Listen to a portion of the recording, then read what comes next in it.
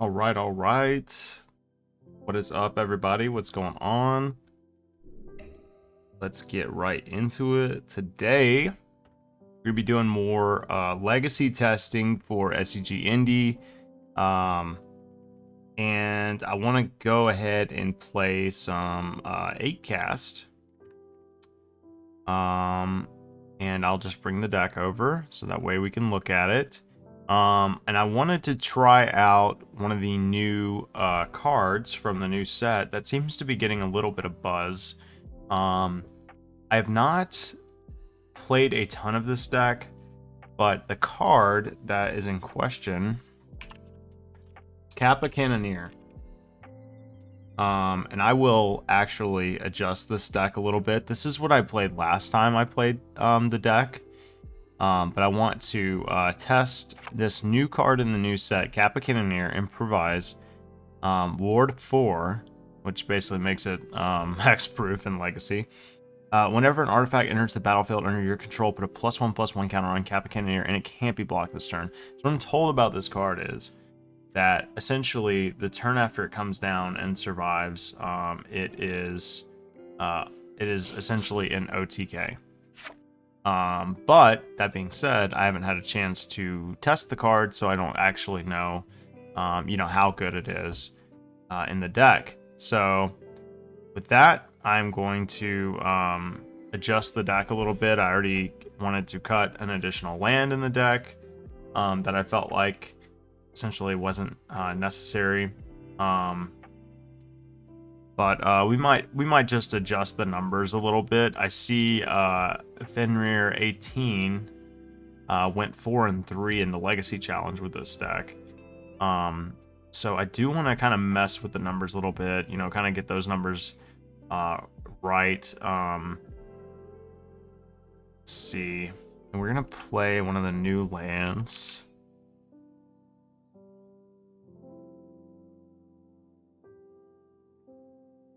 So just fit that in there.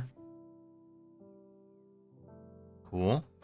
At least one of those, because there's no sense in not playing it. Essentially, it's free, right? At least one of them, because they are legendary, right? So you might as well improve the deck in that regard. And I think that is not my innovation. That's just what I'm seeing on, various sources and stuff like that. Yeah, so I want to give the deck a shot. I really want to try some things out. I definitely think, the numbers and everything are important. But yeah, I mean, so there's a lot of different routes you can go with this deck. There's some lists that essentially play. They're not like this. They are more in on using LED and Echo of Aeons to make some pretty unfair turns with Hull Breacher, and that's essentially like the combo, right? And I was really interested in that list, but I think this list is a little bit more consistent than that. While I think that other deck is doing like more powerful things, I think that this list is probably just good, essentially. So I'm looking at the 8cast list, and I see, a lot of the same cards. And I'm trying to find room to fit more Kappa Cannoneers, essentially. I think this card is just dope, honestly. And I would love to, I'm basically looking at like this number right here. This person played a main deck Caracas, which is very interesting. This is a list by Lantriel on MTGO. They weren't playing the Kappa Cannoneer, but mind you, this was the 12th, so they might not have had access to that card yet. It is still fairly new, but everything else looks fairly similar. They are playing Flusterstorms in the board, not Force of Negations, which I kind of like. The 1 mana artifact suite looks about the same, so I do want to kind of copy their sideboard a little bit, because I kind of like the double Flusterstorm, although Force of Negation is nice against against certain combo decks and stuff like that. I don't want to play main deck Caracas. I don't think I'm quite there yet. They are playing looks like Grafdigger's Cage. Soul Guide Lantern, Torpor Orb, which we have, the Double Dismember, which we also have. So it looks like the only real difference is instead of like Brazen Borrower and a couple other cards, they're playing 4 copies of Tormod's Crypt, which I feel like is just sort of a concession to Reanimator, but you know, you have a choice. You could either play like Tormod's Crypt or you play Force of Negation. Force of Negation is a little bit better in regards to like if the Reanimator deck is going first. You know, Force of Will obviously stops their game plan provided they don't have an Unmask or a Grief. So I think that that's probably fine the way it is, and of course we would just bring in Caracas for that matchup. As far as what else to cut, if we're gonna fit another Kappa Cannoneer in this deck, you know, I don't quite know, you know, where Kappa Cannoneer really fits in terms of like cards. Like you could cut another artifact, but that sort of hurts, you know, what the deck is doing. And I don't know if that's quite where I want to be. Let's see. You've got the Urza's Baubles. You've got the 4 Mishra's Baubles. Looks pretty standard. 4 Lotus Petals. Yeah, looks pretty standard. The 1 Shadow Spear. They are playing a Mox Amber. I'm trying to figure out what they're not playing. I guess it would be Kappa Cannoneer would be like the Mox Amber for them. But I really like the Cannoneer. I think it's good. I don't know like how good. That's kind of what we're here to test out. So Fenrir 18 opted to cut a Psy in favor of running 2. Now they were playing kind of a weird mix of spells. They were playing they cut a Urza's Bauble in order to fit, looks like another land. I see people bounce back and forth between 16 lands and 15 lands in this deck. I think I'm not quite sure what the correct number is. You know, obviously you have, you know, a lot of additional mana sources, and if you can, you know, sort of resolve a lot of these artifacts and get Mox Opal online, then you're in business. You really don't want to keep a hand that excuse me, you don't want to keep a hand that doesn't have like, you know, an explosive start. So this is definitely a deck that you'll mulligan a little bit with, just to get the right number. I'm debating on what I want to cut here. I think I'm going to try to cut a Psy, go down to 3 Psys and run the Kappa Cannoneer. Although, maybe we just try 1. I know that sounds weird, but like a lot of our cards, like the Baubles, were just popping off anyway. So like improvising this is sort of weird. Let's just try the 1. I know that seems like dumb or whatever, but we're gonna try this configuration right here, and maybe Kappa will like win us some games. Because I really think this is a card like you sort of build towards with the improvise. I mean, it's improvised for 6. You'll probably have some artifacts out. It's all right. Yeah. Cat and dog are still trying to like learn each other. Are you locked into Legacy for sure? Yeah, definitely, Matt. Definitely locked into Legacy. Which I'm fine with.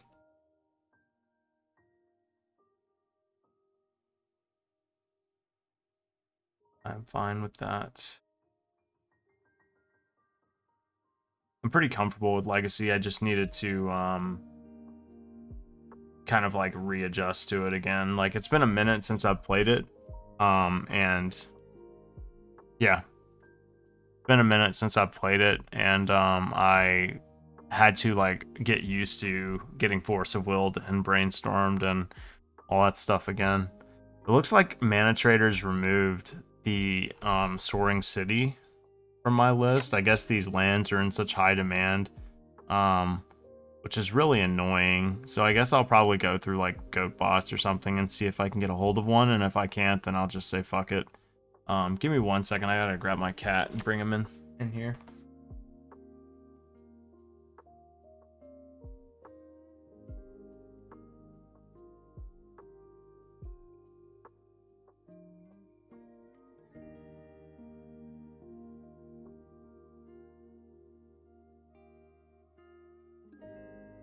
Yeah, babe. Okay. Yeah, it looks like the lands are in like really high demand. Oh yeah, Beseju in high demand for $30 and $40 lands on MTGO. Yeah, that's the thing is like, I mean, we all knew this was gonna happen, right?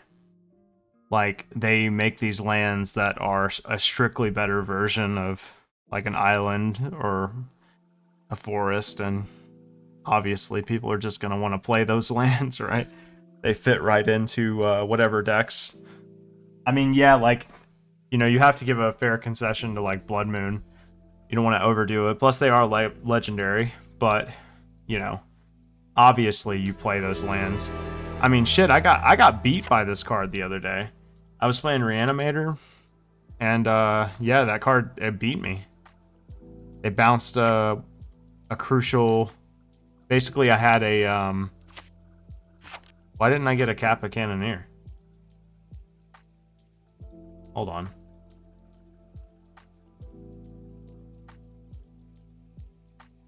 They don't even have him on the list yet. Okay, hold on a second. Alright, so let me just throw some stuff in my trade binder real quick. God, I hate when new sets come out and like you can't get a hold of like the cards that you need. It's so annoying. It's like you're trying to test for these events, these big events, and like. So Matt, are you I'm assuming you're going as well. Are you playing Modern?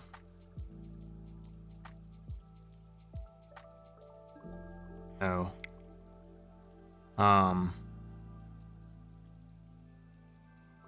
Okay. Goatbots. Goatbots usually has what I need. We'll see. I think I'm still set on Reanimator. I just want to try different decks, and funnily enough, like 8-cast is a deck that is like worth about as much as a modern deck. So it's kind of nice actually.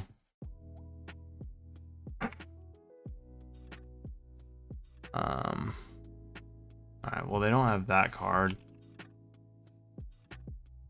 You have that. See why I don't understand. They had 4 of these, you know what I mean? Like why the shortage, you know? Anyway. Let me make sure Kappa.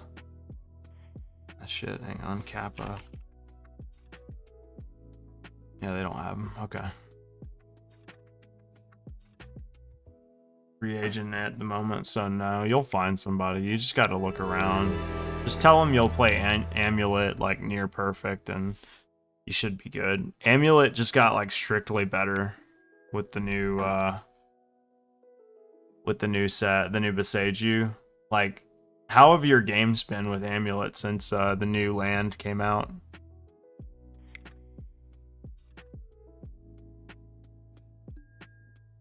I'm assuming things have been a little bit easier with like, I don't know. I mean, I guess there's probably like an uptick in Hammer Time decks because of the blue chip. Let's see how much this bad boy's going for. I bet you he's cheap too. Sold it, LOL. Have a majority of the pieces to make 4 or 5 color piles. Whoa! What the fuck? Dude, what is this? 60. They want 73, 74 tickets for this motherfucking turtle, dude. You guys see this? Is this card this fucking insane? I mean, he's good. He's pretty damn good, but I mean, that is fucking nuts, dude. Current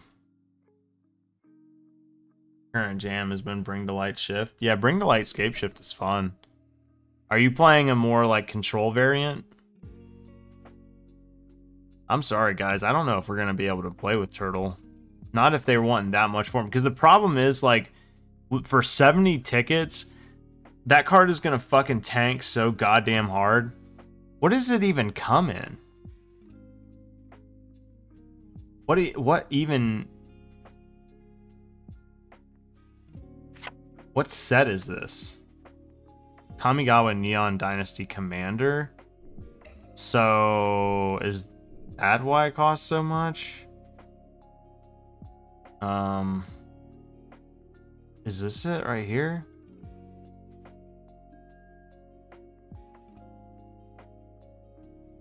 No, that's not it. I guess because the product doesn't exist online to get it, that's why the demand is so high. But that's insane. Okay, so a bit like a control build. That's fucking dumb, dude. What the fuck? Not what you said. The price of the Kappa. I can't believe that. Okay, well. Looks like we're just running another island. We could run a main deck Caracas, but I don't see why. We need to, especially Caracas almost doesn't even need to be in the deck anymore. Okay, well. Sorry guys, I wanted to play with the turtle. Now I'm false advertising. But we'll just play some Blue Stompy and see how it goes. I was really looking forward to play with that turtle. Let's see. Let's see what Matt linked in the chat.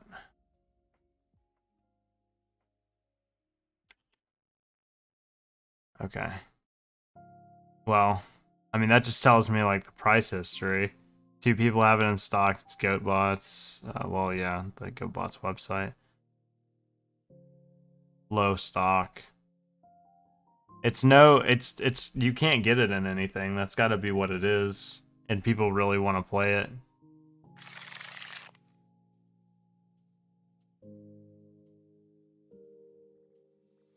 This is a good hand. Let me adjust the screen really quick for you guys. So, no, it's promotional and commander. Oh, okay. So, let's see. We can go here, here, here. We can play Urza Saga on turn 1, or we can just play... Yeah, I think we just do that. Yeah, oh well. There'll be opportunities to play it. It seems like a good card in the deck. It seems like it can really... I mean, Ward 4 is hexproof and Legacy. You know what I mean? There's no way a deck is playing 4 mana, or really, like, it would have to be 5 mana to really, like, kill it, you know what I mean? I'm not going to Chalice for 0. And 1, 2, 3 artifacts in a play. I could Chalice for 1 right now. But I'm just going to do this. We got a Mox Opal in the yard. I'll keep the Bauble just to cast Thoughtcast soon. Yeah, I don't know. We'll have to test it some other time.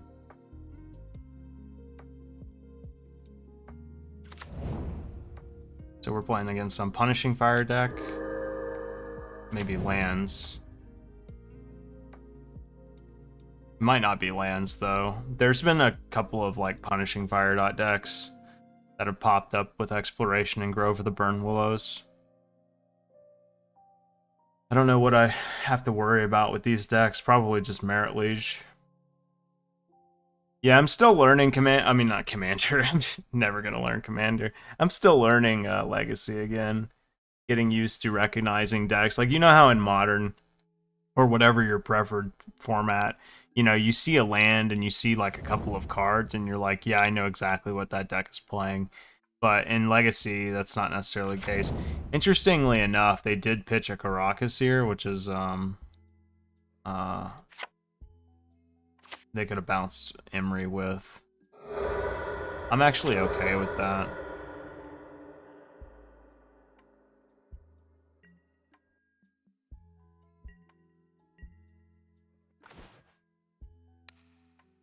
Um,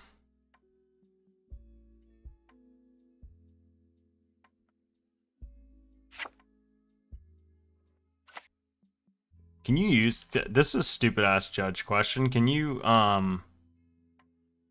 seat of the synod Emery? This has got to be a question that's come up.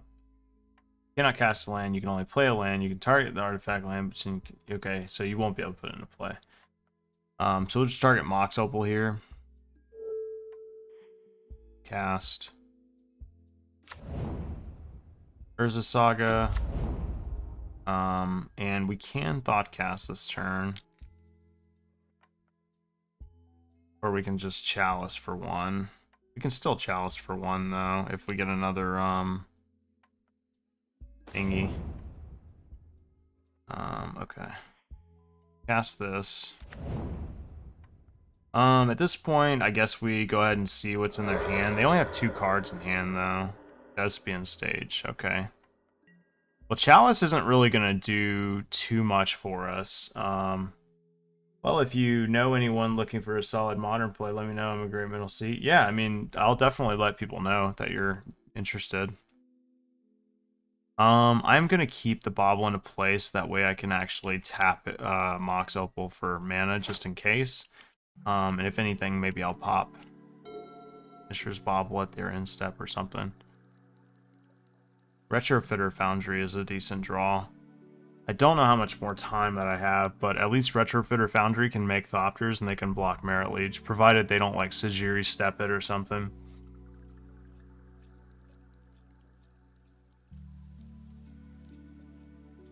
This deck is, I know I said it a minute ago, but this deck is really cool about like being a cheap deck. Like this deck that I'm playing in Legacy is a tier 2 deck, a solid tier 2 deck that is cheaper than like some modern decks.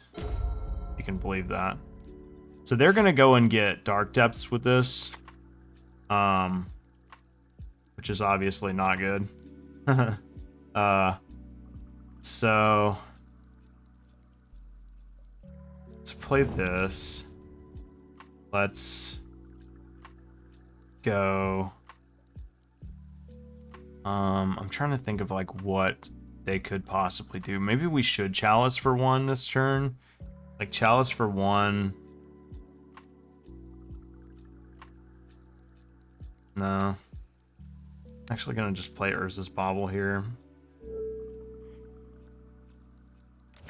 And then Retrofitter Foundry.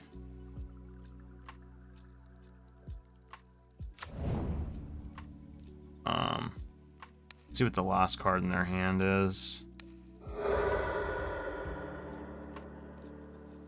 Crop Rotation. They can Crop Rotation anyway. We have time. But Crop Rotation is going to be able to get Sajiri step for them, I'm assuming, and attack us with Merit Liege. Sajiri step, does that, let me see. Sajiri step, it does say protection from the color of your choice, so they can't choose colorless. Okay, so let's, go ahead and pass here. We're gonna go and get Dark Depths. Dark Depths.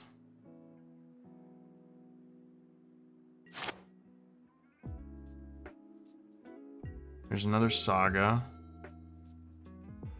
We also can, we're actually in a pretty decent spot because we can go and get Aether Spellbomb with Urza's Saga. It'd be perfectly fine.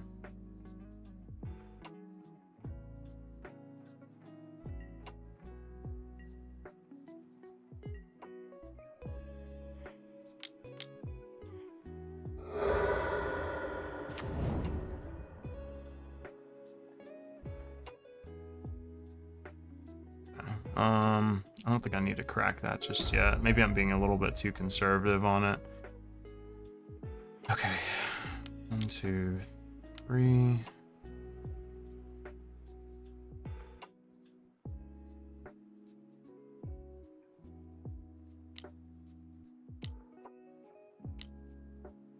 Sure.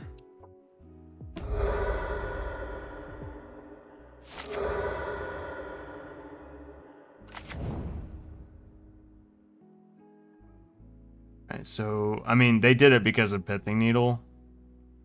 But we're just gonna go ahead and take their spell bomb.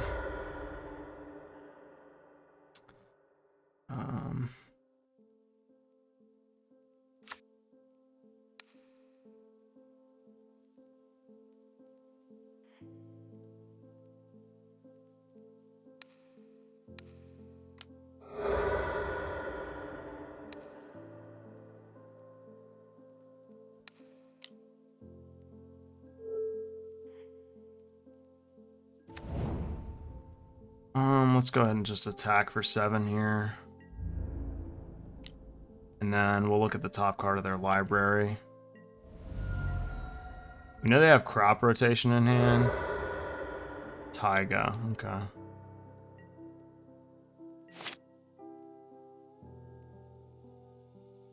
was hoping to draw a blue spell at least.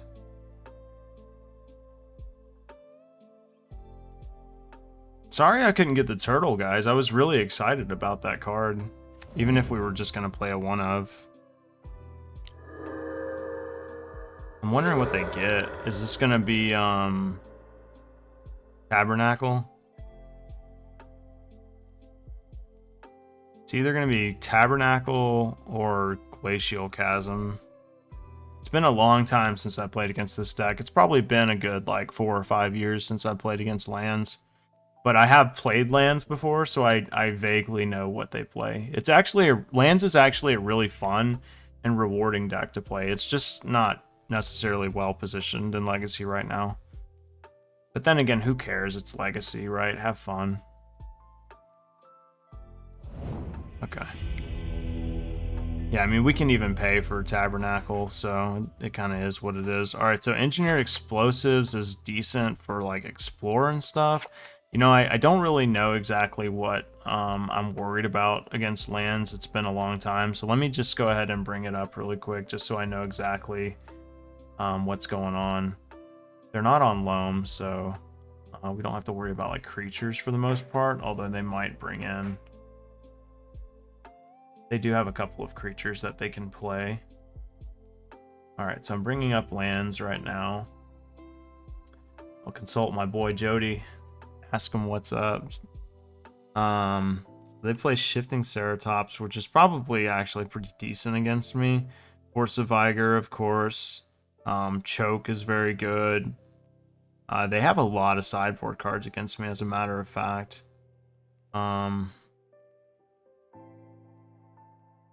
Elemental Blast. Pyroblast. So okay, so they have some game against me. We can bring in Caracas for this matchup and just substitute out an island. This is probably a matchup in which like we can safely bring in Brazen Borrower. Force of Will I don't really think is too good in this matchup.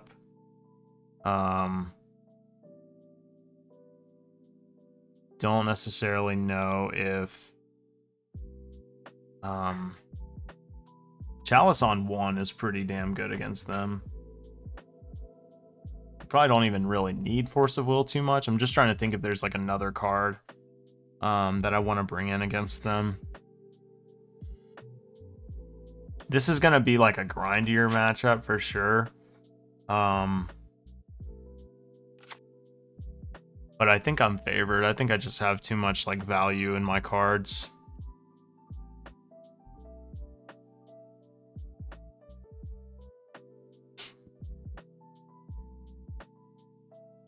I'm thinking about Engineered Explosives just for like Explore and stuff, but I don't really think I need it. It doesn't work against Marit Lage, obviously, because she has Indestructible. But it does get rid of Pithing Needle. So that could just be better than Force of Will. I'm gonna bring in a couple of EEs and see if that's good. This hand is a little slow, but it does have a turn 1 chalice, which I like. And we also have this, which is, you know, a way to bounce Merit Liege. Which is just dumb, right? Like, why did they fucking print these, dude? These lands? So absurd.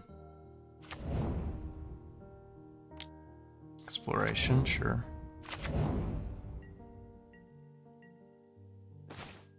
Okay. So we could play just the island, just so we don't get wastelanded here. I kind of like that, but then again, Seed of Synod counts towards our Thought Monitor, which I like a little bit more. So let's just go ahead and do this, and play Chalice of the Void for 1.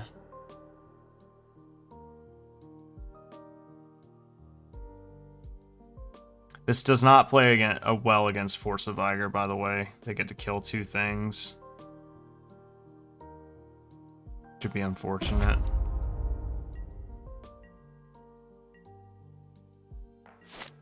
Okay, they didn't Force of Vigor, so... They didn't cast Crop Rotation or anything in response, so... Oh, I didn't know they played Urza Saga. I guess that makes sense.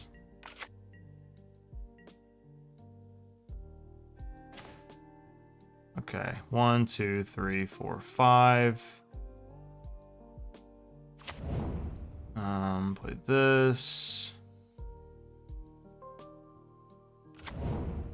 Thought Monitor costs 3 to play. If we pop this, it doesn't work, right?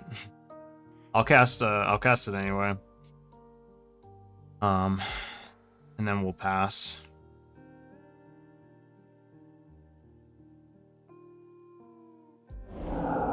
Oh no.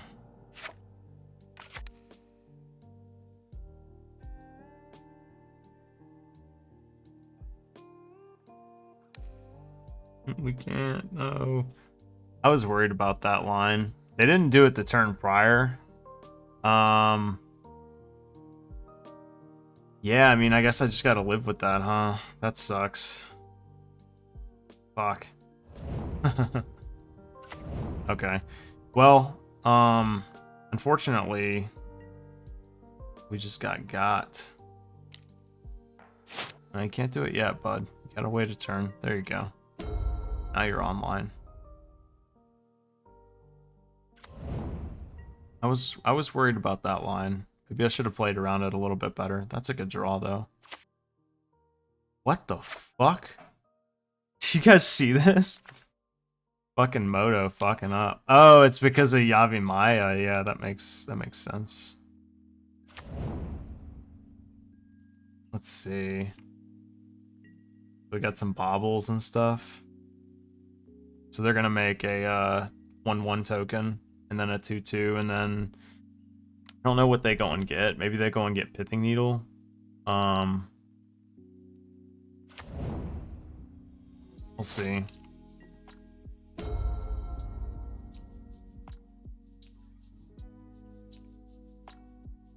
I'm not going to activate anything in response here.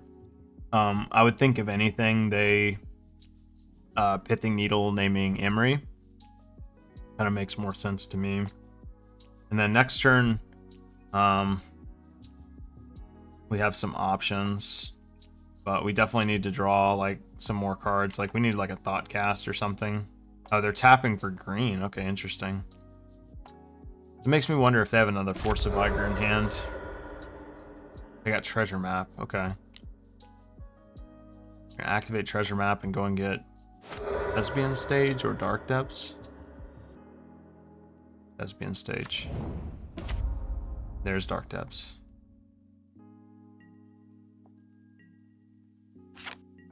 This costs 1 less for each legendary creature you control.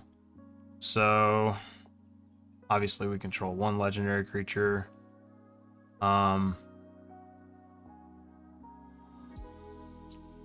have no cards in hand. We could just cast Thought Monitor. 1, 2, 3, 4, 5, 6, 7. We're not quite there. I think I might have to be pressed into casting, or yeah, casting Lotus Petal out of my graveyard next turn. Here's for 0. 1, 2, 3, 4, 5, 6, 7. Yeah. Do this for 0.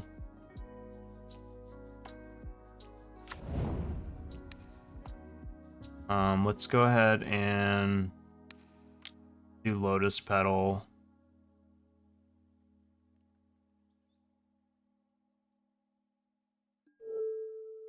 Cast Lotus Petal. Cast Thought Monitor.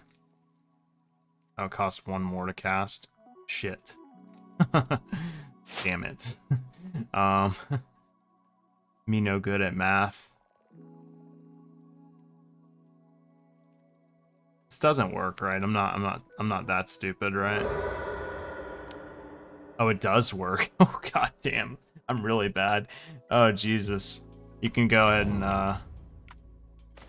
let me know how hard I failed in the chat just now. Alright, so I'm just gonna pass, I think. Obviously, we can't do this.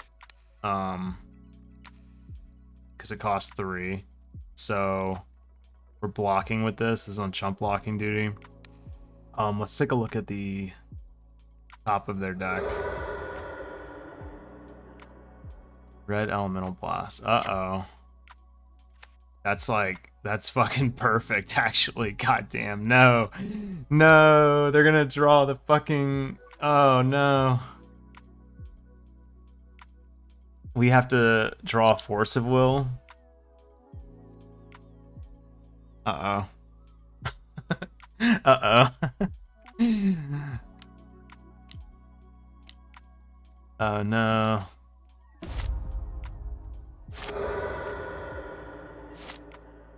Force of Will.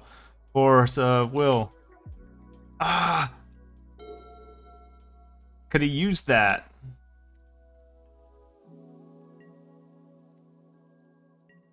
Are they just gonna attack? Let me block. No, don't do it. Oh, they can't. Okay, yeah. Okay, good. I forgot about that. Forgot about my own chalice. Okay. Sweet.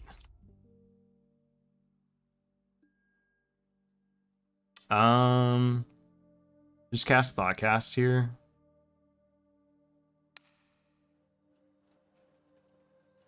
Just keep recasting Thought Monitor. That's kind of busted, right? How much does he cost again? 1, 2, 3. Yeah, he costs a lot, kind of. Let's cast the Lotus Petal, I think.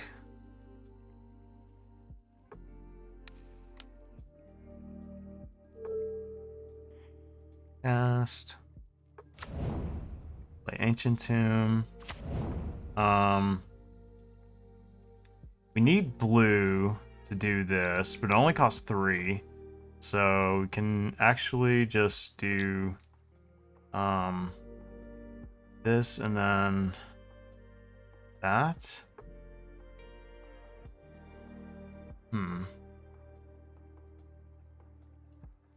No, I'm actually just gonna wait. Yeah, I'm actually just gonna wait.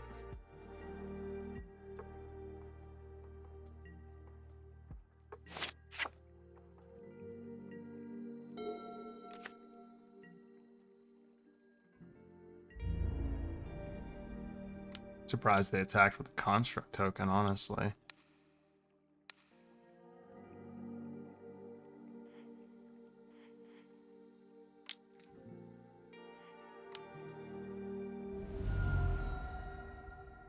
Winning with new cards.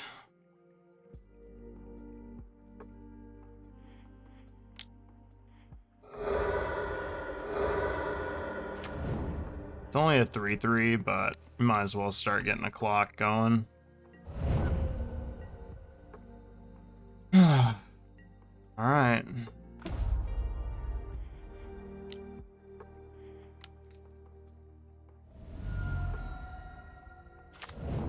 I think at this point, we just get Pithing Needle naming Thespian Stage.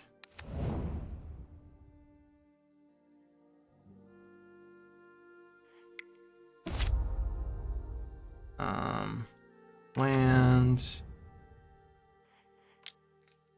Podcast. Urza's Bauble. Cast. Thought Monitor.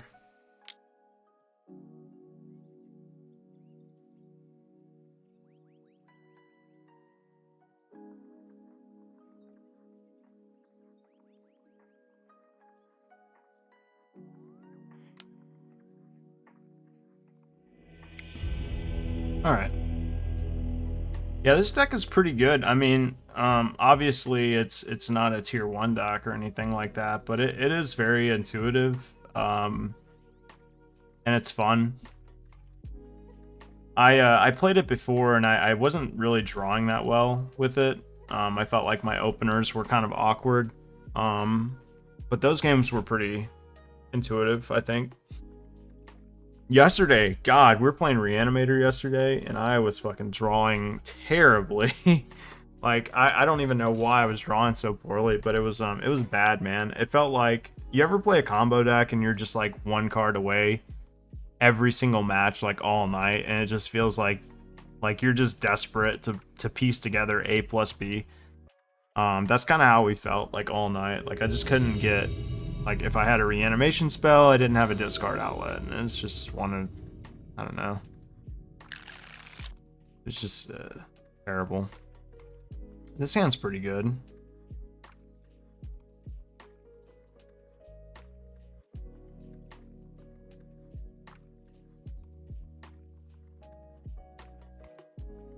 So we go like Mishra's Bauble, and Shadow Spear and pass. I mean, it's not an amazing, not an amazing hand, but it's definitely not bad.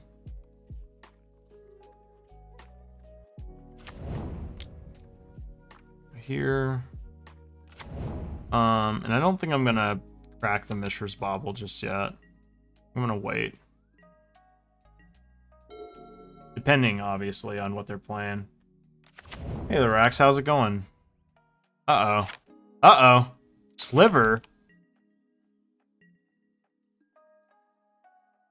Well, people play Sliver in fucking Legacy?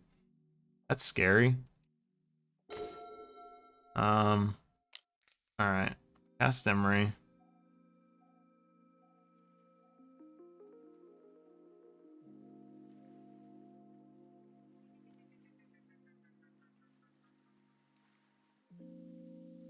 I have no idea. I've never played against Slivers in Legacy, so I have no idea like what they play. Apparently Force of Will. You can believe that. Okay. Next turn we have a Thought Cast. So I'm just gonna hold off for now.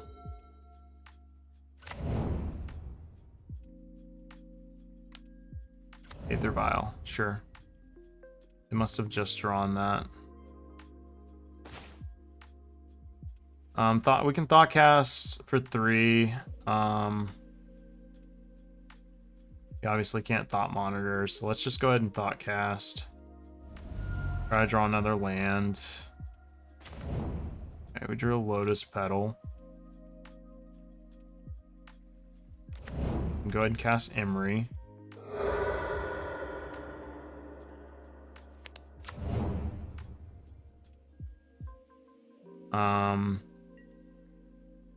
And I suppose we just go ahead and pass the turn back. Kind of worried to play against Slivers, not gonna lie.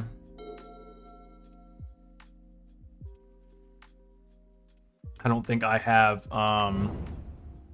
any like real sideboard cards for them. I mean, besides like Dismember. Okay. I mean, I'm happy to take Beast from Mutavault. Okay. Force of Will is not a bad draw, although it's not really doing much in the face of their Vile. I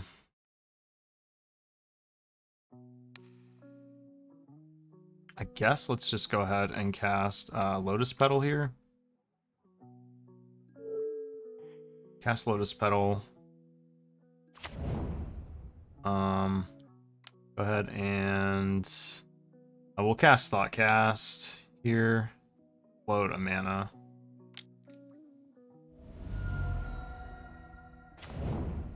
Okay.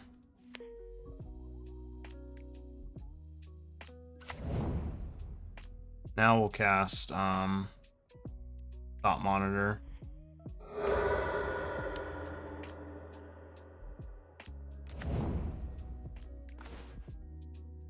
Chalice for 0 hurts me, not them. So I'm just gonna go ahead and pass.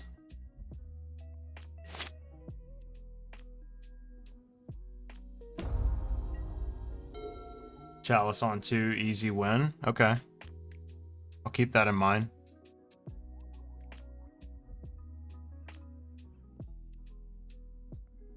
I'm definitely going to counter anything that they try to hard cast, that's for sure. Which I think that's what's giving them problems right now is their mana. Okay.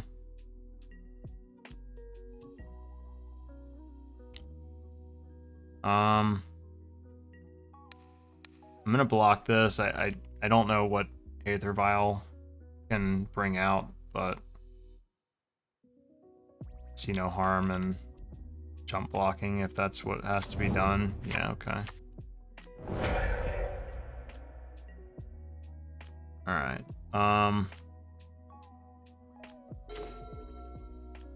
It's a good draw.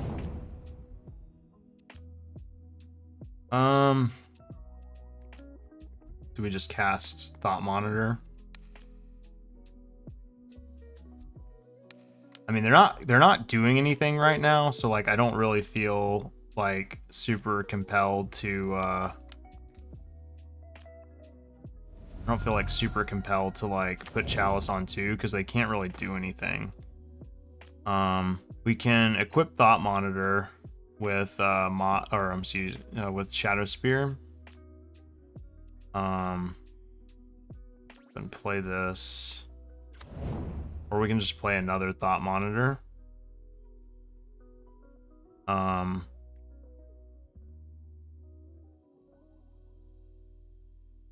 Monitor cost 1. Yeah, we can do both.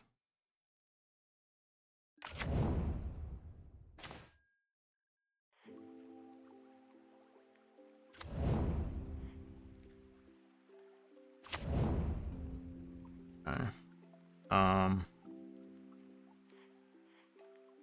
Go ahead and equip.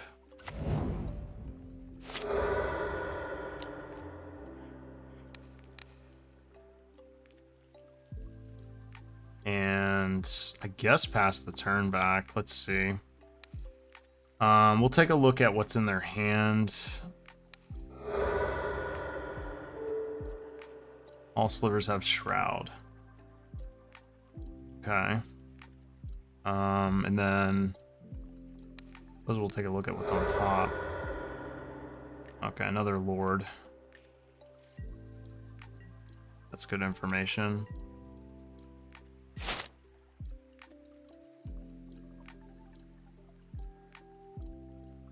More baubles.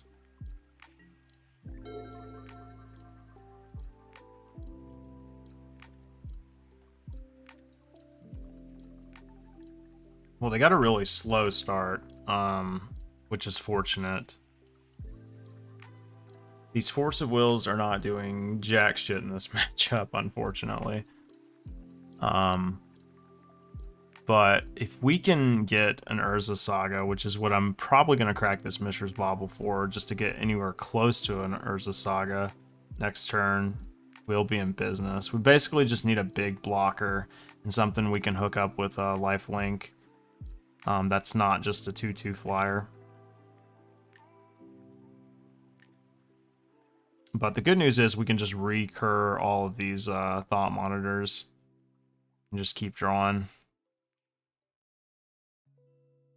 But yeah, that's what we're digging for is Urza Saga, which is obviously how this deck wins.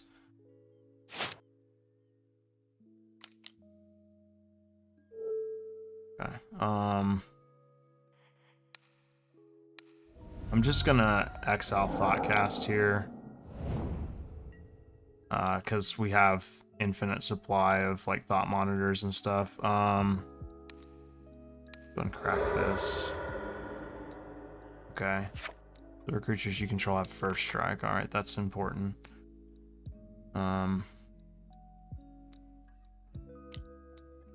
Okay.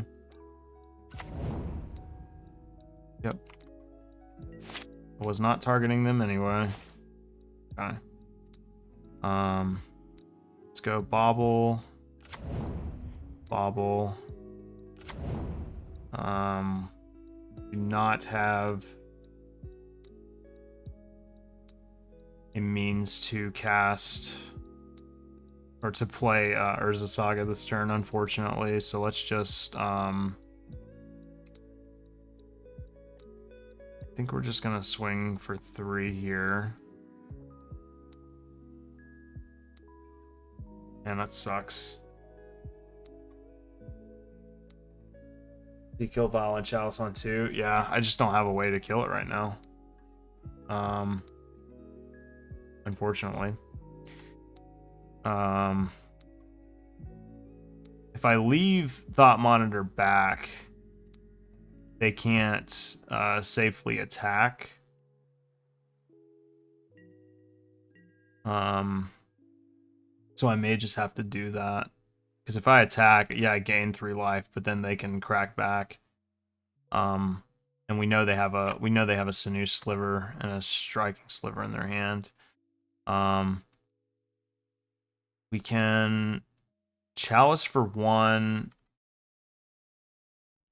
and prevent them from playing Striking Sliver.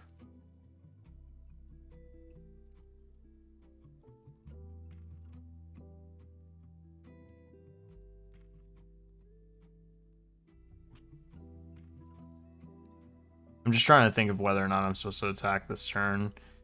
Or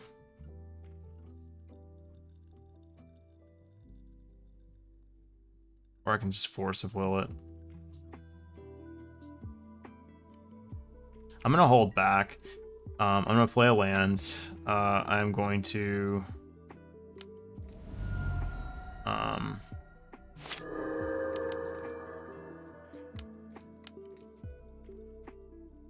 Chalice for 2.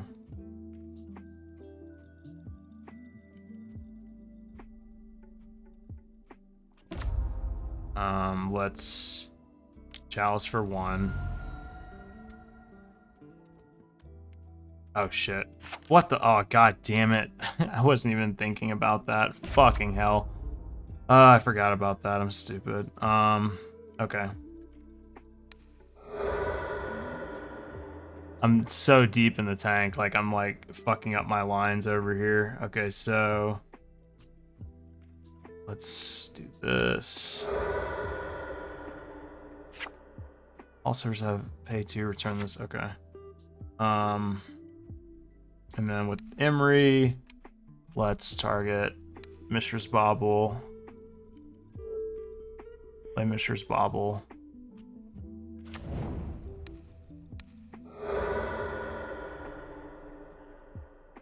Shouldn't exile, you draw.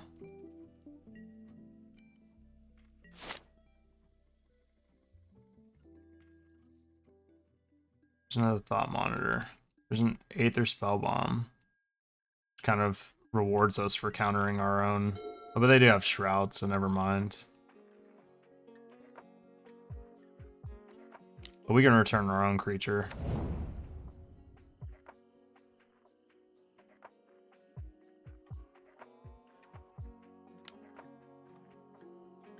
Yeah, this is annoying. Either way, everything's gonna die. So let's just do it like this, I suppose. Yep. I don't know. I guess I'm supposed to counter that, but I just feel like I've misplayed this matchup so much at this point that I... Okay, well that's a good draw.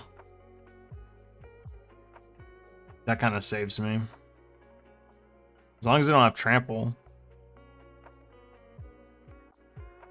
Alright, so let's play Psy.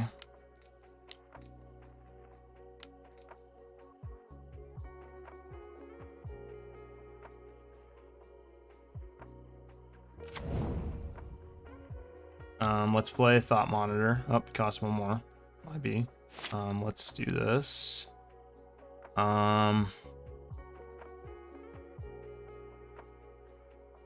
Let's do Mox Opal. Cast Mox Opal. Always yield.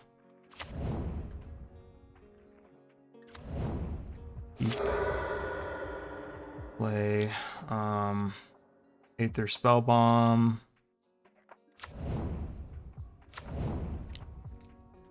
Thought Monitor.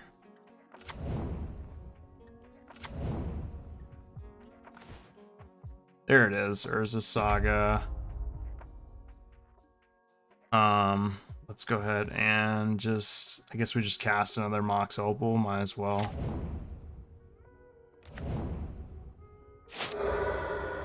And then we have a lot of chump blockers, and then we can just start making Urza Sagas tokens. Is there any reason to equip one of these? I don't really think so. Although, yeah, I guess it's free. We might as well equip Psy.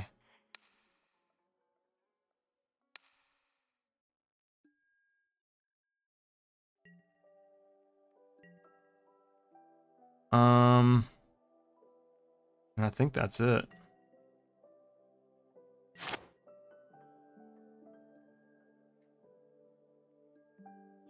You know, they have this in their hand. We don't know about the other cards.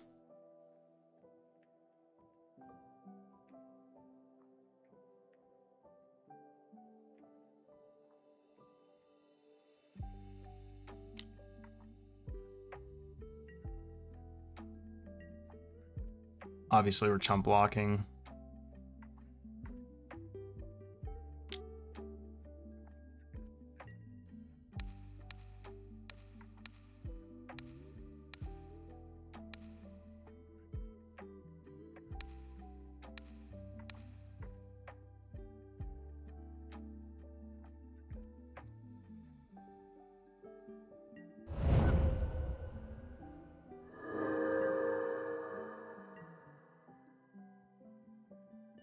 Do we just draw a card here? I guess we don't need to.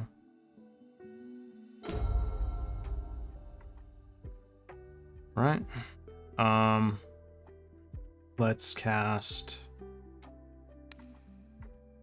Thought Monitor. Draw some more cards.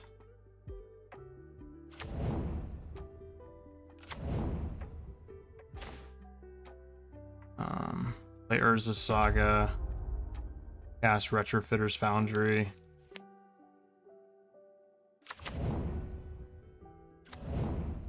Let's go ahead and get one of these guys out. I think I can probably go ahead and I'm gonna swing here. The air. Nah, I guess let's just go ahead and equip him.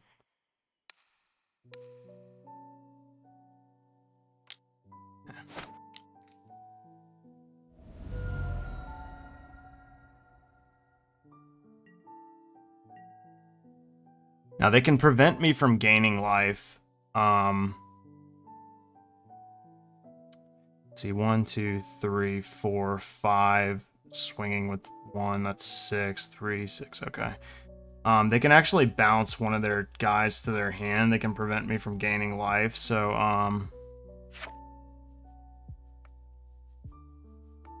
let's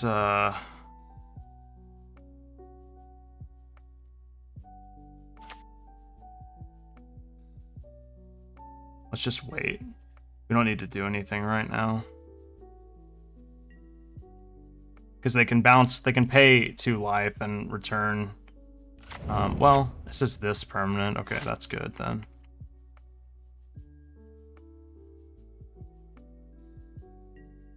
Thought it was a permanent that you own or something, but that's not what it does. Read the fucking card.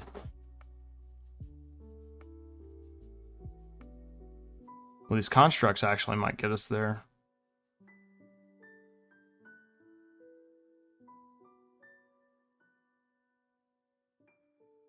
But their things are going to be huge. Like, they have so much, like, first strike and shit that I might have to just start swinging in the air and just holding back with the construct tokens.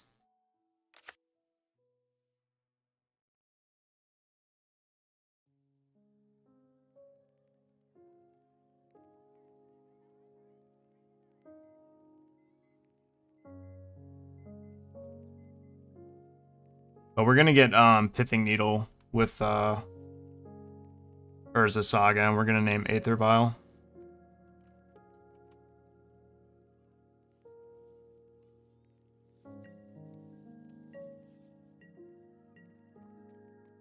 Do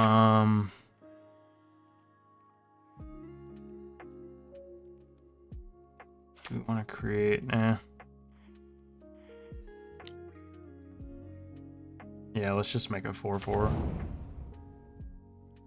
And yeah, just go here. We will create token. Okay. All right.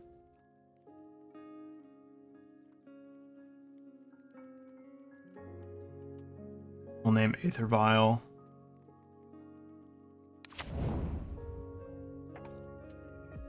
We could name Mutavault, but I'll just name Vial. Okay, 15/15 obviously have way more power with first strike, so we can't attack in that front. So let's just start attacking in the air.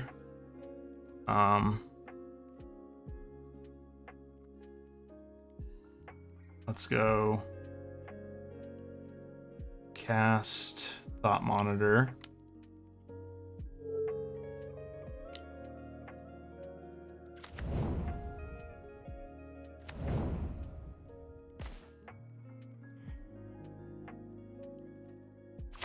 Just going wide at this point.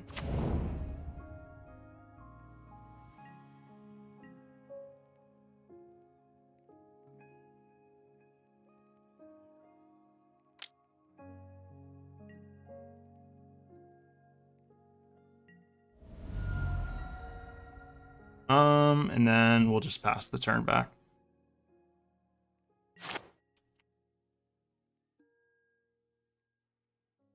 I'm a little concerned about time, but I don't think they can win this game.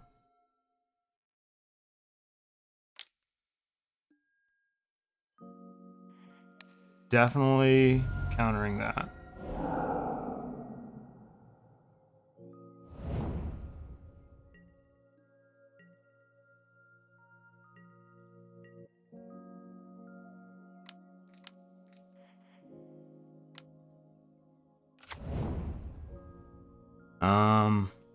Yeah.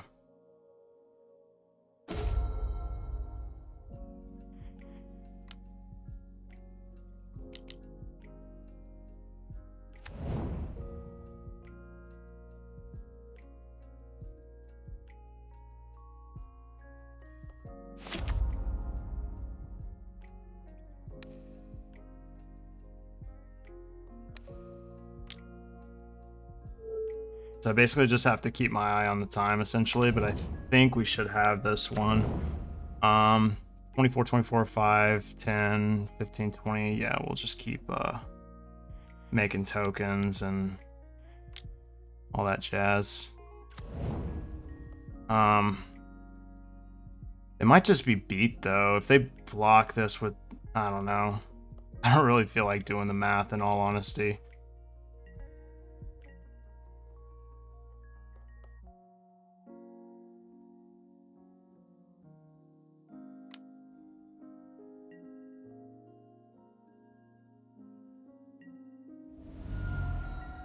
Yeah, we probably had the win there, but I don't know. Like I said, I just don't feel like doing the math.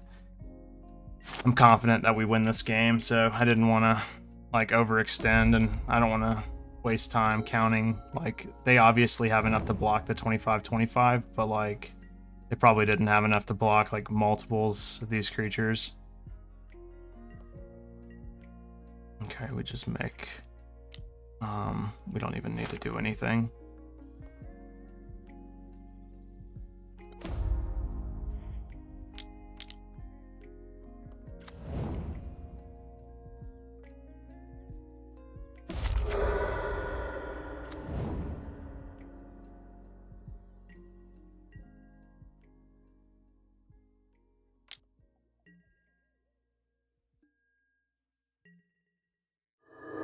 $147 damage. Jesus fucking Christ. Alright, slivers. So force of wills are pretty dead here. Dismembers are good. Let's see. They didn't play anything that ETB'd, right? It was all just basically just lords, essentially.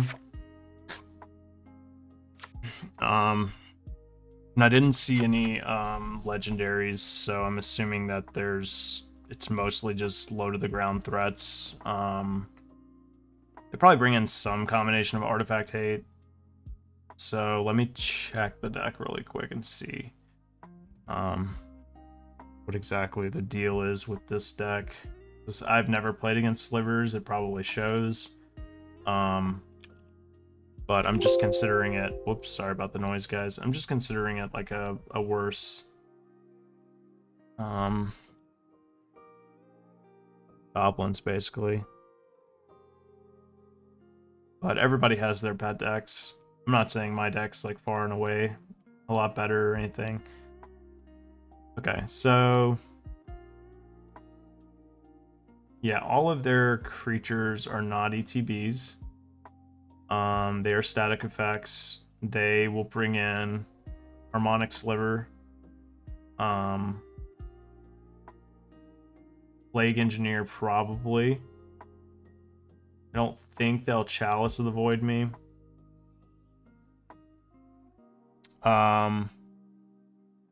Brazen Borrower is probably decent. Just what to take out for Brazen Borrower.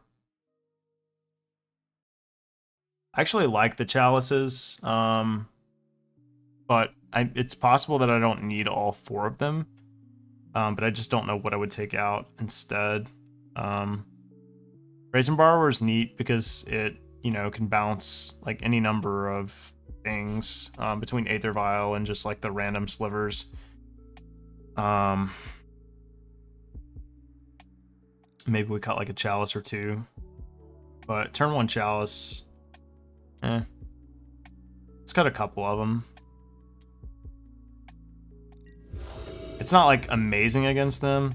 We also have to win in 11 minutes, which is definitely possible. We got like a really slow draw. I actually didn't think I was going to win that game for a little bit, and then we got there, so. I just got to make sure people aren't like typing to me because I'm bad about that. This hand's pretty dope.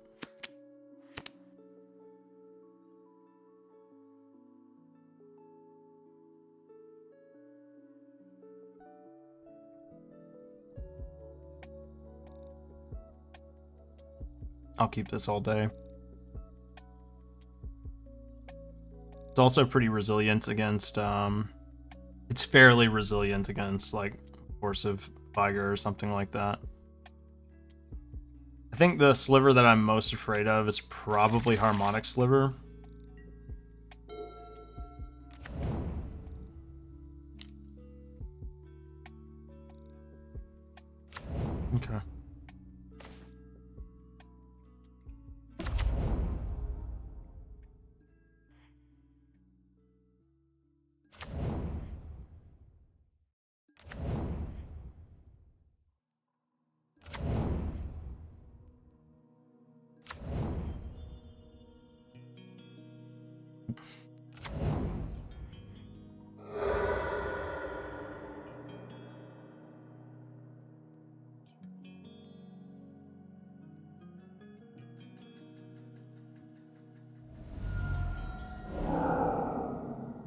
Sure.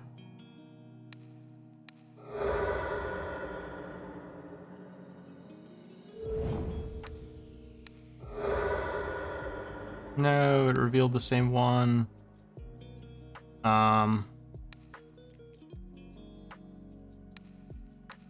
Really need to draw a land. Pithing Needle. Gross.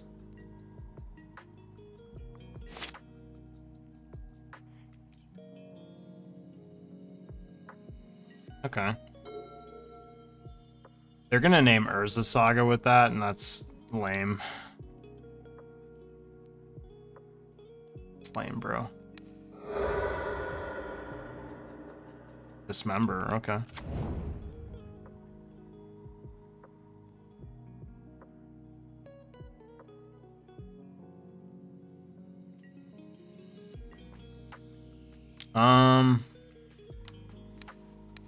Yeah, I mean, this isn't... Obviously, this is not ideal.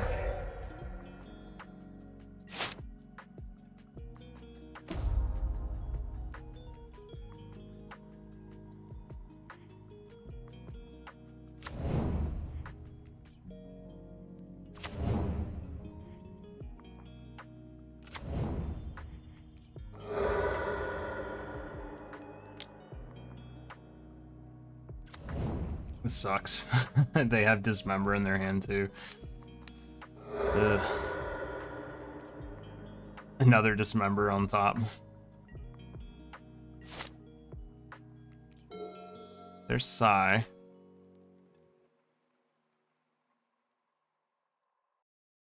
Well, they're not pressuring the battlefield. They're just gonna kill Emery. Makes sense. They played Pithing Needle, that's right.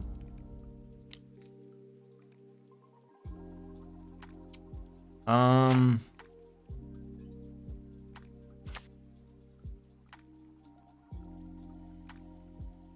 we just get Lotus Petal here? Yeah.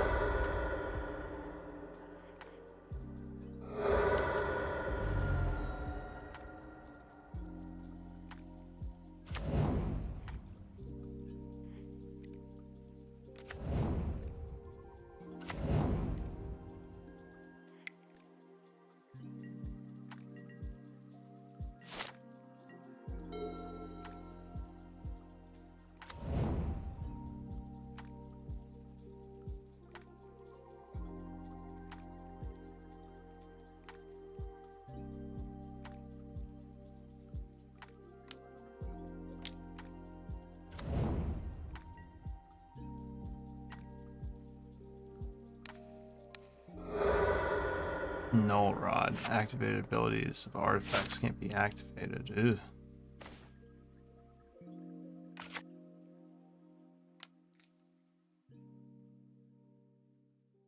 Yikes, I am eating some damage this game. Alright. Go ahead and kill that. Just kidding, some beats, I guess. Let's go.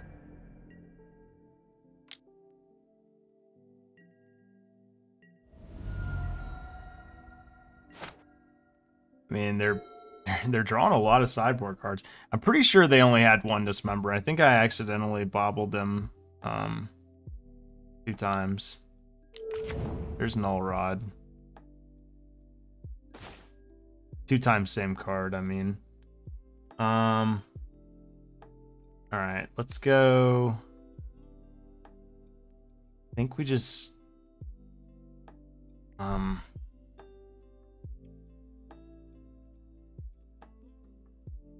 trying to think of what to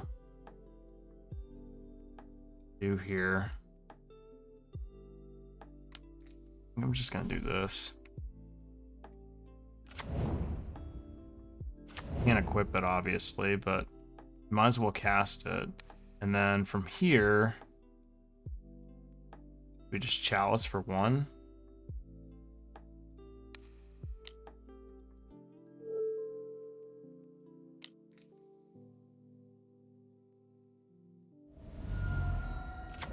Start attacking.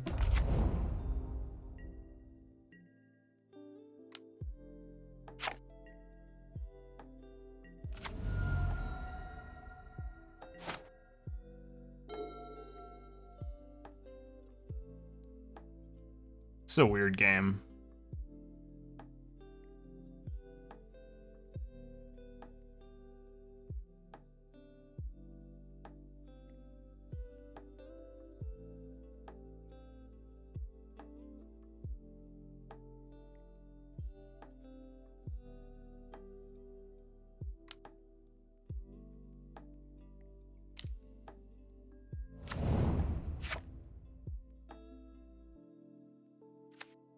All right.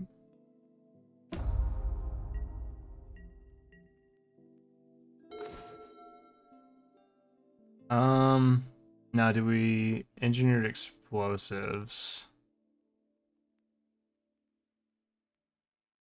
for 1? Could.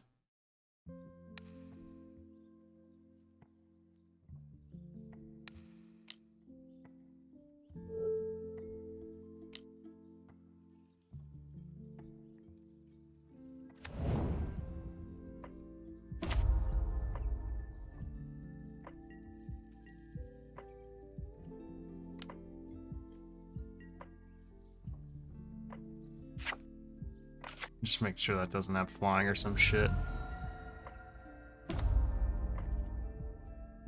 They're definitely in trouble. I mean, we're gonna kill our Shadow Spear, but... Oh wait, never mind. We can't... I keep forgetting about Null Rod.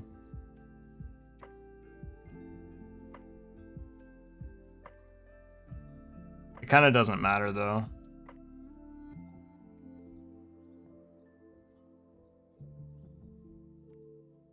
I mean, playing Gale Rider Sliver is pretty good because then they can block with this, but we have a pretty endless supply of Thopters here. Yep.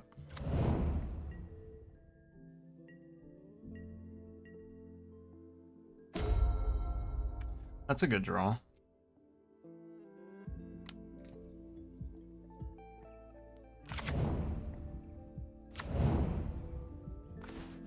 Jesus Christ. Okay. Let's see. Is there anything we could name with Pithing Needle? Just Aether Vial, I guess.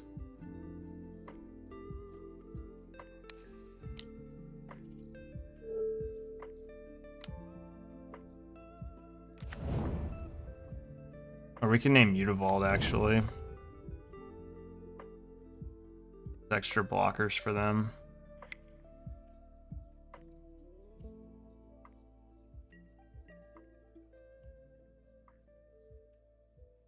Do we want to attack with both here?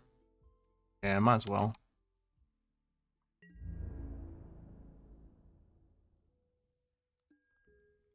Take 4, go to 4, and they're dead on board next turn.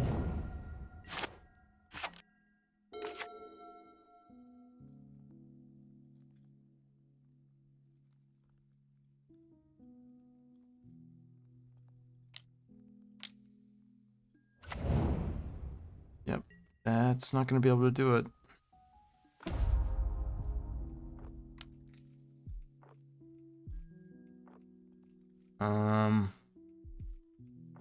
Doesn't really matter.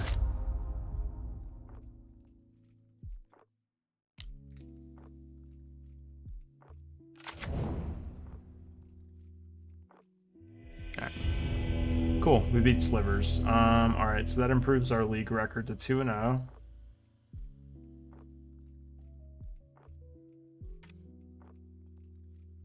Familiar territory. Alright guys, let me use the bathroom really quick.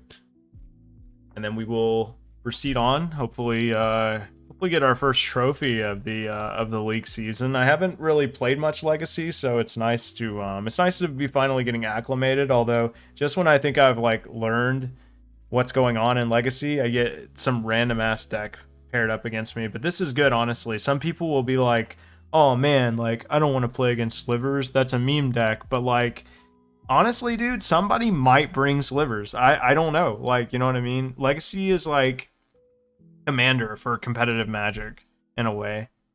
Like, people will just bring their pet decks that they've been jamming for years. You know what I mean? So you never know.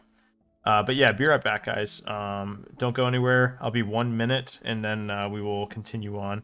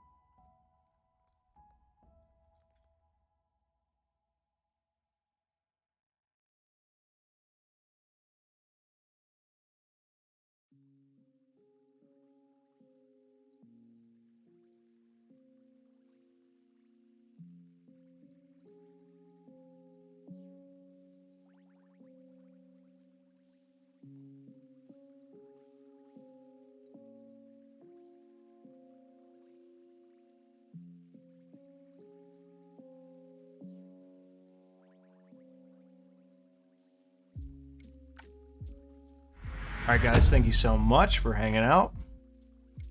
Back. Man, I really, really wish I would have been able to play the turtle tonight, guys. The Kappa Cannoneer. He seemed like a really cool card. I'm a little disappointed that it's 70 tickets, but I just couldn't bring myself to purchase it, especially because I know that price isn't going to stand. And I'm going to end up losing money on it, you know what I mean? Like, not that I am a Magic Online investor or anything like that. But it just seems like 70 bucks is a little steep. But this card is so dope. You know, what's funny is, like, when I was first jamming 8cast, I didn't know anything about this deck. I just, you know, I saw it and I was like, okay, this is a blue stompy list that's, you know, trying to play its whole hand in one turn, that sort of thing. But I was looking at the new cards because, you know, the new set had just dropped, and I was like, I saw this card and I was like, this could see some play in this deck, you know. But then I was like, you know what, Daniel, you don't play Legacy, so like, what gives you the what gives you the idea that you can suddenly start brewing Legacy decks, right? So I thought nothing of it, you know. I just figured it was probably a bad idea, and then I was happy to see though that it did pop up in some lists. Yeah, I think this is a good hand.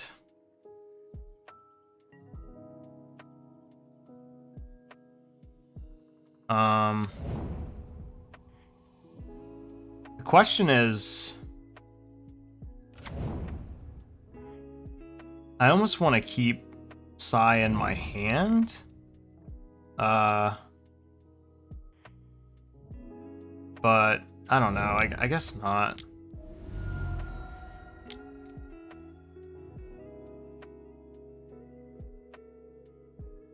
Maybe they'll force of will it. Nope. Okay. Well, in this case, I think that I am going to at least see what they're playing. Because I have a Shadow Spear in my hand, Expressive Iteration, so it looks like Delver, so I don't think they're going to have a way to kill this, so I think it should be fine. There's an Urza Saga, so that's almost picture perfect here. Although, Wasteland is pretty good. Bolts. Okay.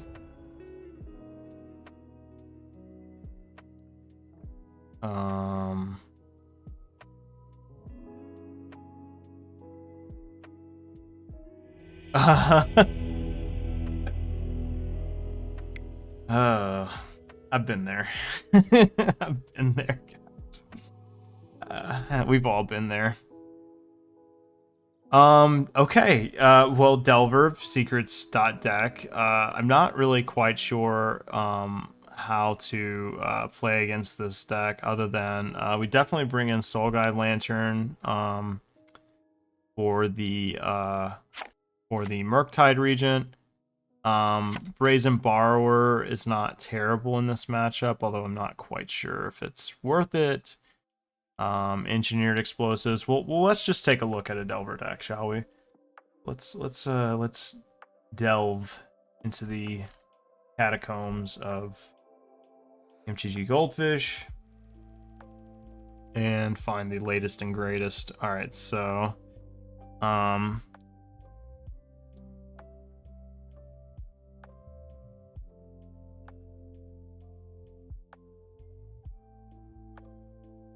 I'm assuming things like Meltdown,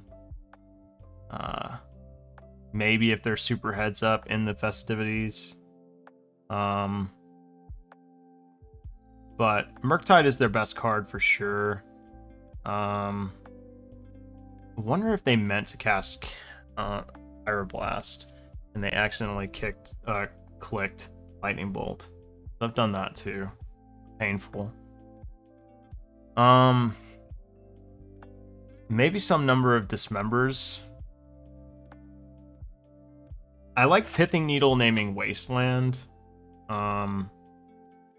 It's not very good for much else, though. Chalice of the Void, I feel like, is our best card in this matchup. Emery, in most cases, I feel like just dies. So I'm not quite sure exactly how I want to board for this matchup. And in all honesty, I think I'm going to board a little light. I think I'm going to cut like an Opal for a Soul Guide Lantern. And on the draw, I guess I will cut an Island or maybe like a Dismember or two.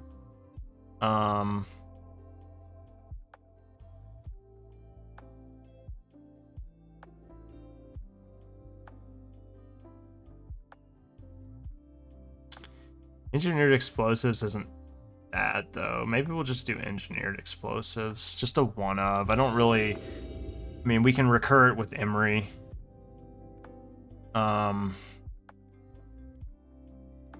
Seems decent.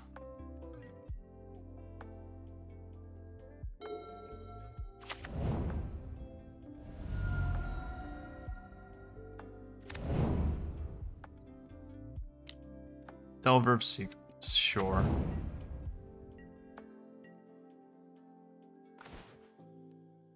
Very good draw.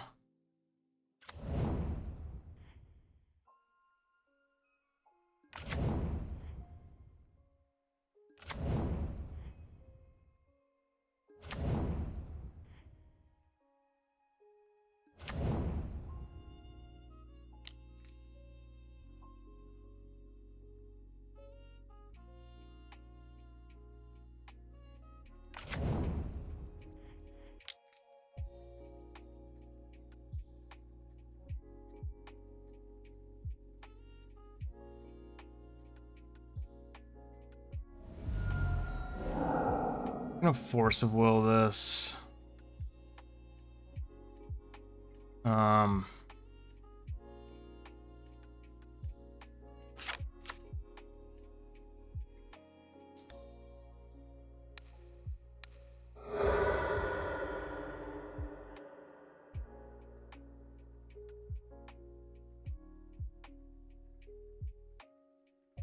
That's fine.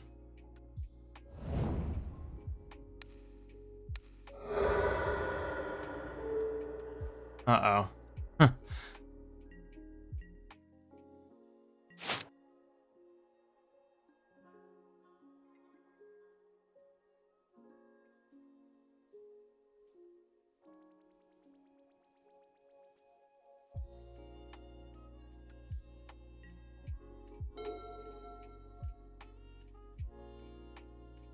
Well, we know they have Meltdown.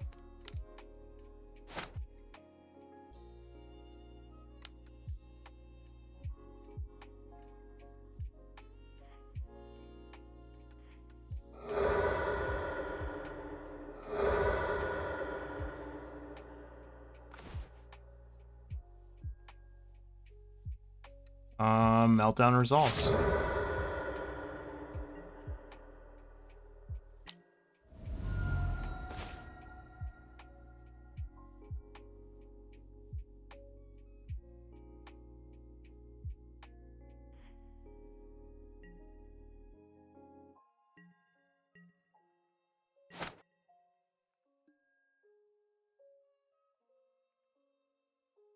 Meltdown's pretty good.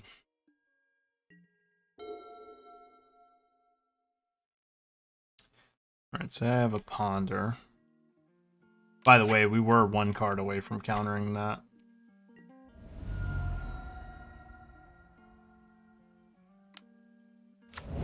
TRC, sure. We have an engineered explosives if we can just get the creds. So it looks like we're in trouble here.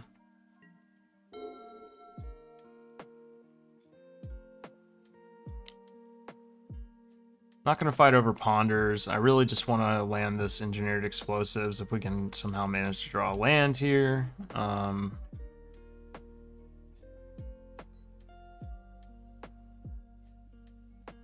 they have 3 card types still.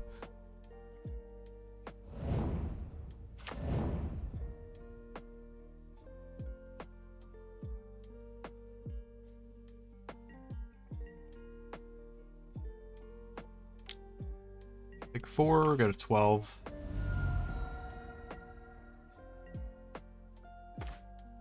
Okay. I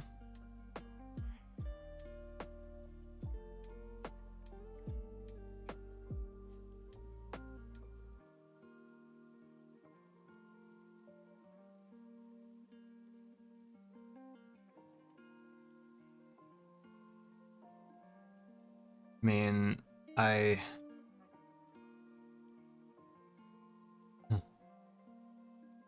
don't know. I don't think you fight over this. I definitely don't think you put Wasteland in your graveyard. But we might need to resolve this. So I'm gonna do this. Just because this damage is going to add up relatively quickly, and I think that they probably have a Fluster Storm or something in hand. So we'll just go ahead and get that out of their hand. Especially because we're not casting the Sai anyway. So what we really need is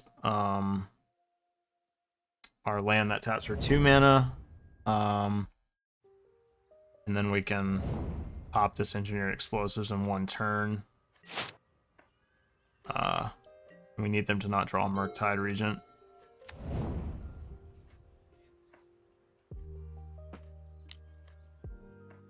Lightning Bolt. Just can't get that Dragon Rage Channeler online. Oh, but it doesn't matter. I mean, oh, there it is. Okay, they managed to get a creature. Nah, we weren't getting there anyway. Okay, so with that, I think engineered explosives looked pretty good there, all things considered. I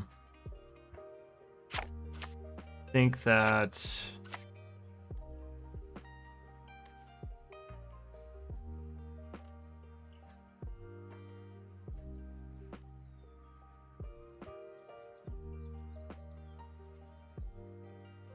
cut a couple of these,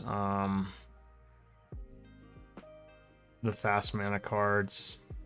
Let's bring in that other engineered explosives. I don't really feel the need to board Force of Negations. I think that's pretty much strictly for combo decks. The only other card I'm really considering is Dismember here.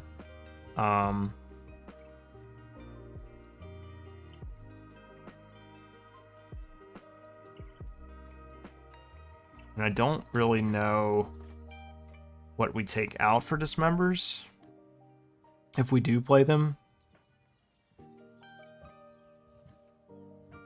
Dismember just lowers the clock like significantly against them. Let's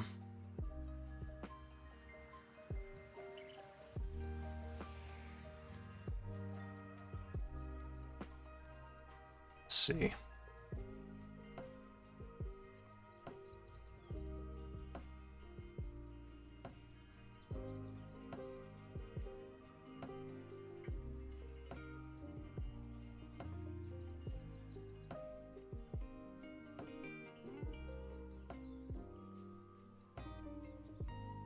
There's not much like stuff online about this deck, in all honesty.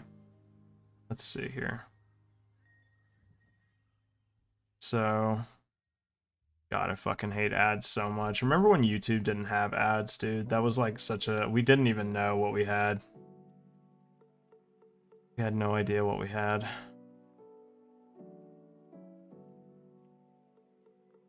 Okay. Oh.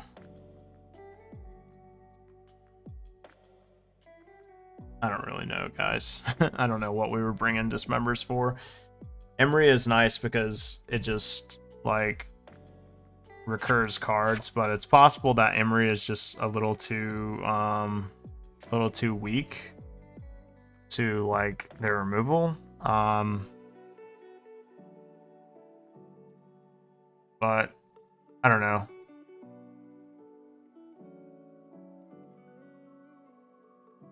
Yeah, I mean, I want to bring in dismembers, but I just don't know what I would take out for them. Chalice for 1 seems really good against them. We can land it. They like 100% have to counter Chalice for 1.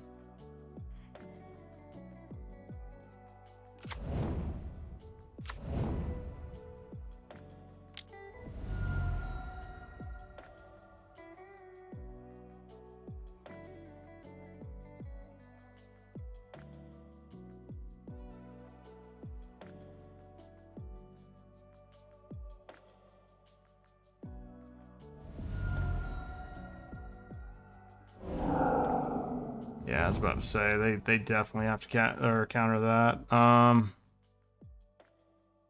Okay. Well, I don't think I cast Mox Opal out of fear for what do you call it? Fear of the meltdown. So do we pop Bobble this turn?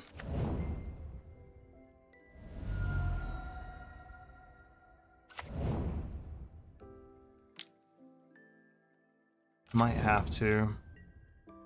Might have to pop Bobble because, like, we'd have to draw another artifact in order to turn Mox Opal online.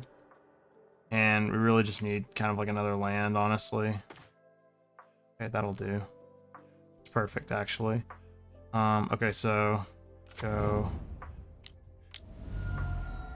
cast Psy.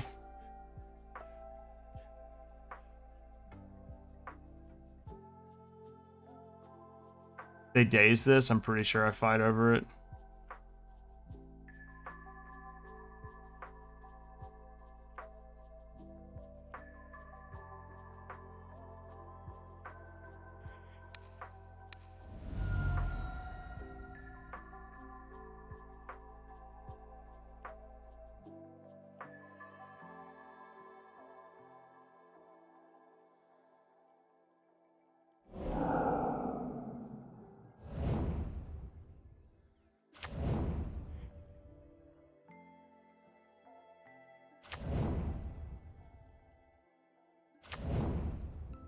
One, two, three. I could have kept the Emery, and I maybe should have. But to me, like, Emery dies in a lot of scenarios that I can just refill my hand with Thoughtcast next turn. And this Sai is going to get pretty big value here. So yeah, I probably should have just kept Emery in my hand. But I'm thinking about, like, you know, next turn and if they did have a removal spell there. But I guess the other thing to consider is Sai is like just such a big threat that like they kind of have to kill it first before they even consider killing the Emery. Although they probably would have just killed Emery just to, yeah. We probably could have stuck a Chalice of the Void. I mean, hindsight's 2020. We'll just take the 3 here. All right, thought cast time. I am gonna take 2 actually.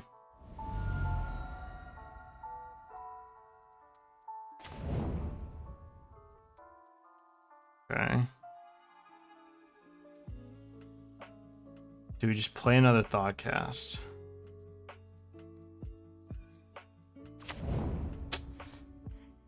No, in fact, I really shouldn't have did that. What I should have did was just, well, yeah, let's cast Thoughtcast. Shouldn't have played that land. Okay, it worked out anyway. I'm glad it did, because that could have been bad.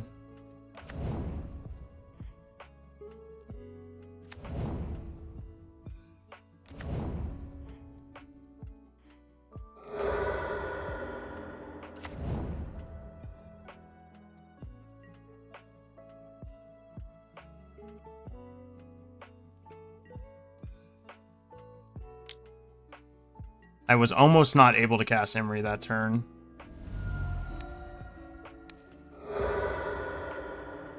Alright, we knew about the expressive iteration. There's a bobble.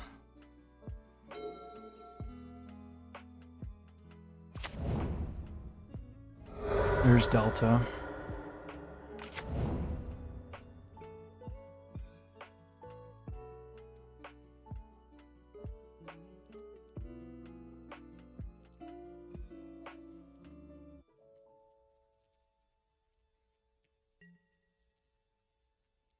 I mean, if they attack, I'm most certainly double blocking here.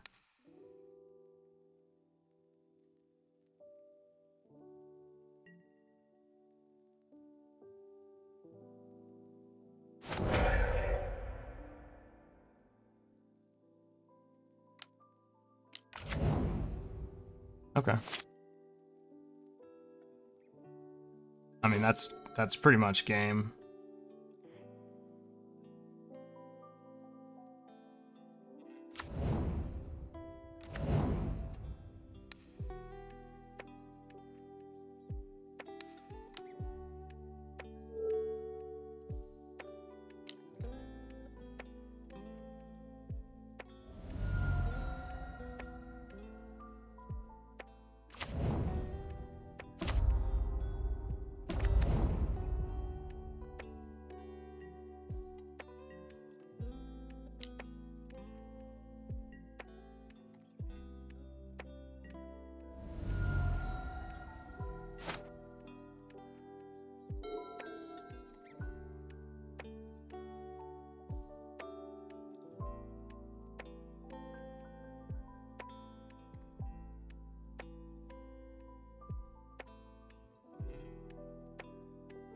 You know they have expressive iteration.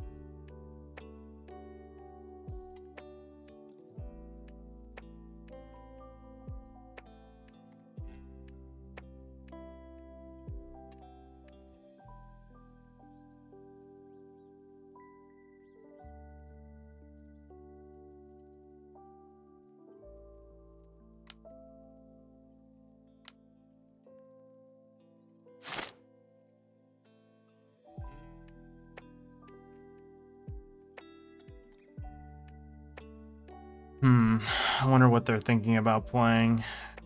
Maybe it's that Meltdown card or whatever the fuck it's called.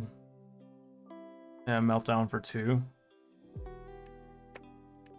mean, that would be pretty good.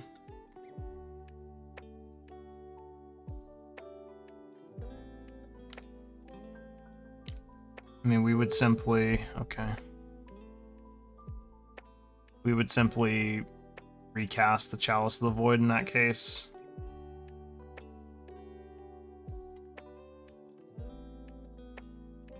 And they would kill their Null Rod. So. Wasteland. I'm assuming targeting Urza Saga. Yep.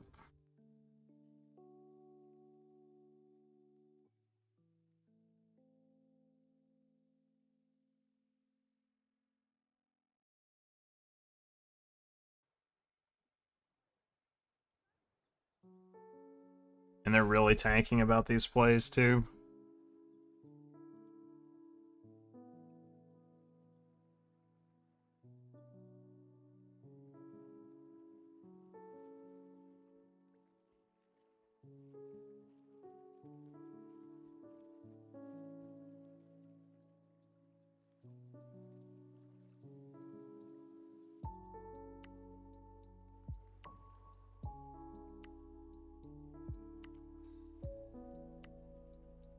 Unfortunately, I don't have an island to refill my hand or cast like Thought Monitor or anything like that. Because otherwise, like, we'd be in pretty good shape if we drew one of those. But it's fine. Interesting. So they're gonna let me draw? That's kind of strange.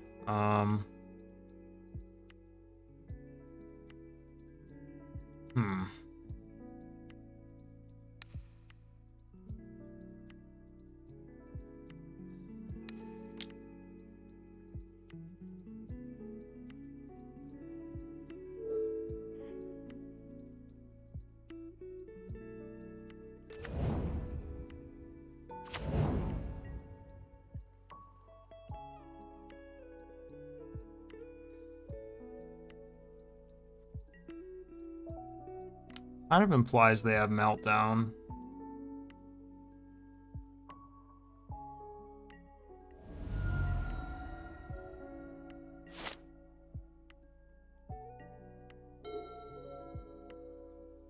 I mean, I don't know what else it could be.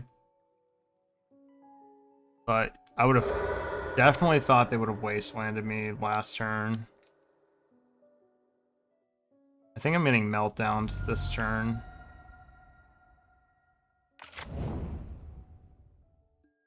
Like, it's gotta be Meltdown.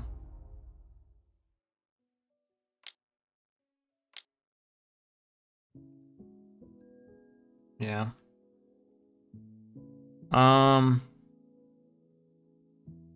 Okay. And we'll just cast... We'll just recast, what do you call it? Chalice of the Void for 1.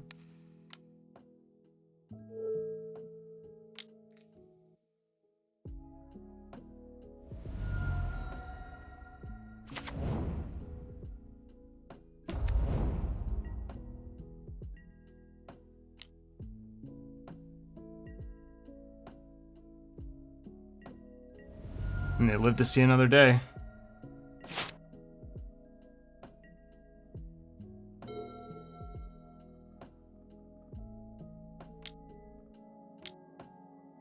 Maybe I was supposed to cast Engineered Explosives there just to get an extra body, but I mean, either way, they're on the same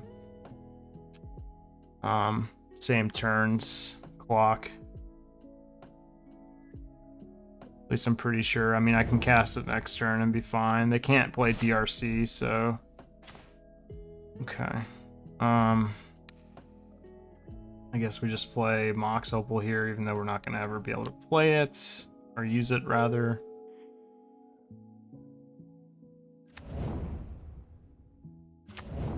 Okay. Them down to 6. Yeah, probably should have just cast that Engineered Explosives last turn, honestly.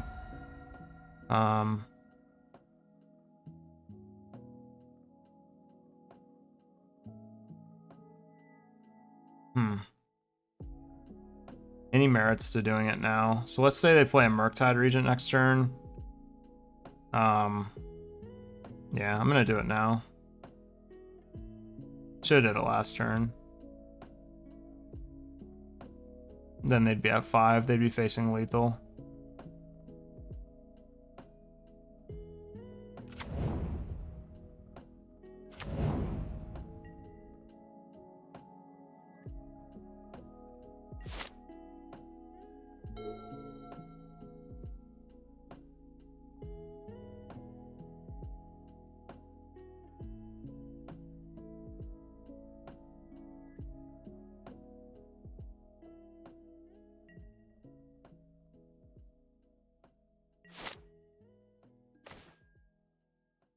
I'm just going to attack this turn, I think. I'm going to cast Mistress Bauble first. I want to put them to 1, so that way any fetch land they draw is a dead card.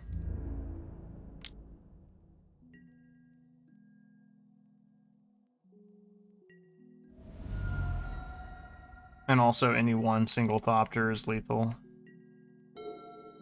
Or Emery or Psy. I'm pretty sure we got there. They also can't Force of Will now.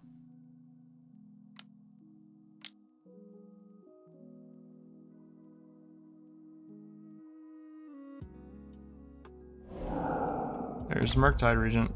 A little too late.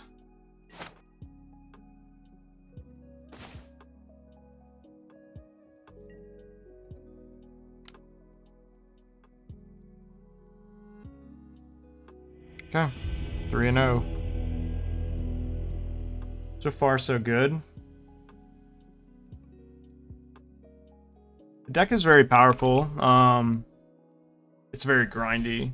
It definitely meets like a certain niche and legacy.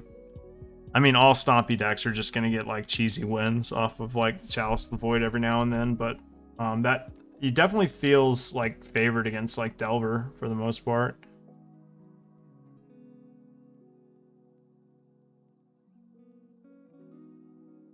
The deck feels relatively strong.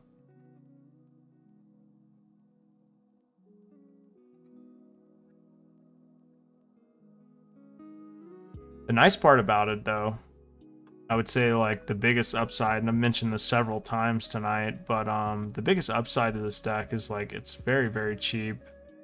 In paper, it costs about $1,700 to play. Mainly like your Ancient Tombs, your Urza Sagas, your 4 Chalice of the Voids, your Opals, and your Force of Wills. Force of Will being the most expensive card in the deck.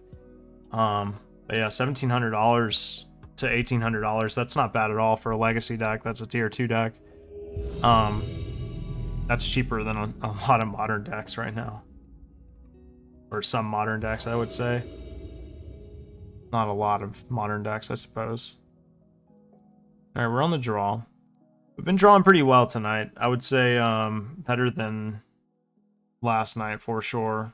This hand is pretty damn good. It's a turn 1 Chalice of the Void for 1 if we need it. I would prefer to play Urza Saga at some point, but we'll see. I mean, I definitely think you keep this. It sucks that Retrofitter Foundry is in our starting hand. That's definitely a card that you can go and get off of Urza Saga to make your tokens very powerful.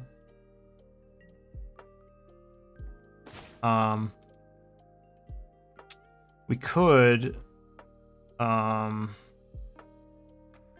Snow-Covered Island.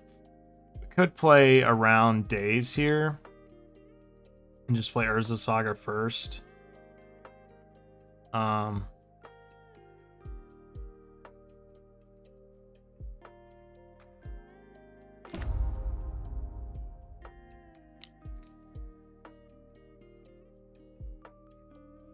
See if they counter this or not.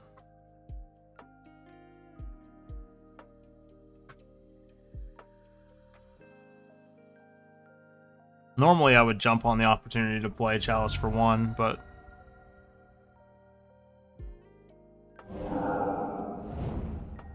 they exiled Force of Will with Force of Will. Okie dokie.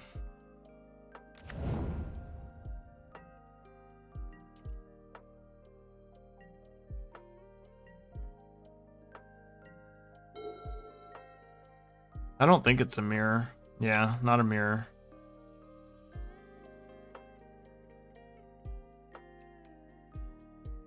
Definitely some grindy blue deck.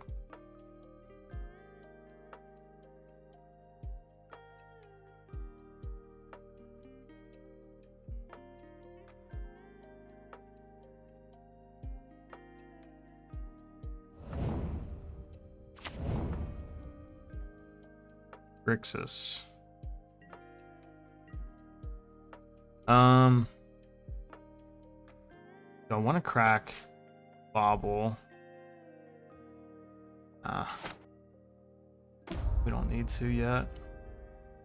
Alright, let's play Ancient Tomb. Just pass the turn back.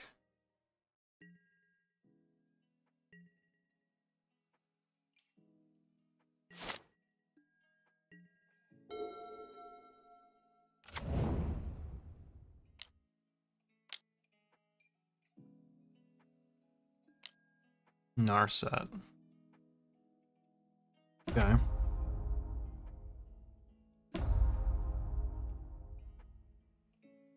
So it's like Grixis Hull Breacher or something. K command's pretty decent.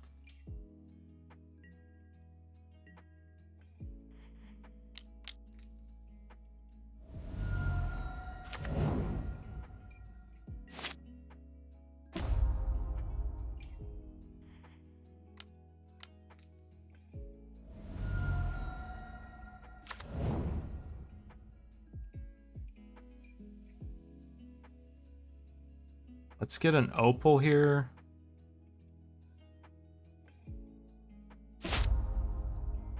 How much is Thought Monitor? 3. Could go ahead and use this opportunity to Chalice for 1, or try to anyway. Or we can just resolve a Thought Monitor and Emery. I kind of like that line. I like playing the Urza Saga this turn though, because it keeps the pressure on. And I think that's probably just the best line.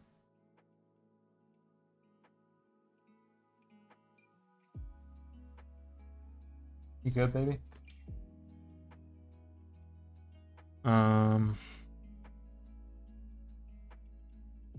Yeah, I guess we'll do the thing.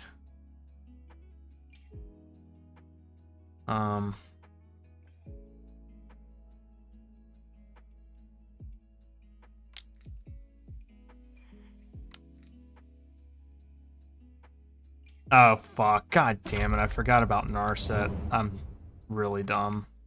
Really dumb. This is what happens when you tank for too long on your turn. You just totally mess yourself up.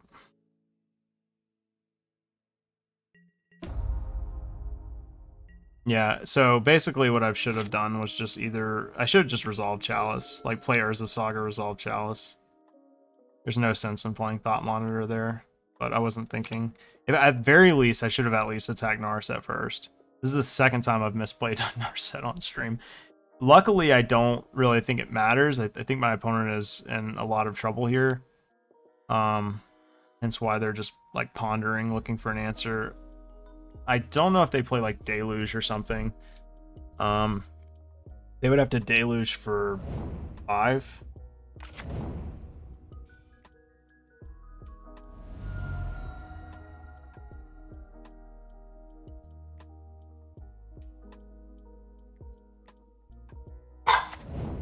Hush, Bubba, hush.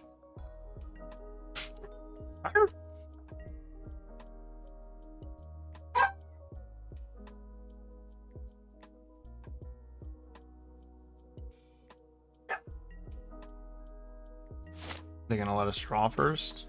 Okay. I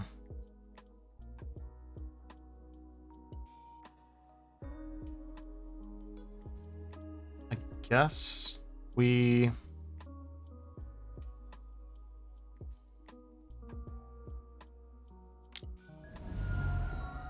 Let's go ahead and try to make a Chalice here.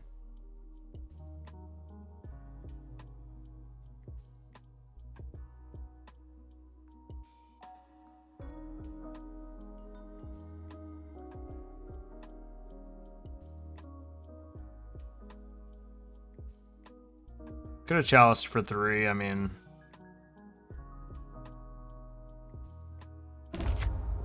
Okay, they did not respond to that, so...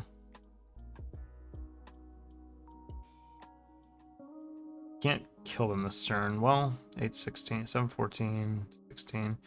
Yeah, I mean... I think I just swing. I don't think they want to take this much damage this turn. Let's just do this.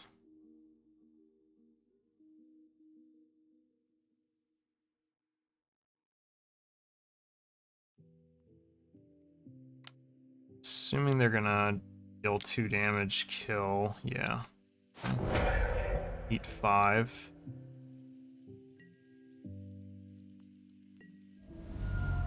Play Urza Saga. Play Emery.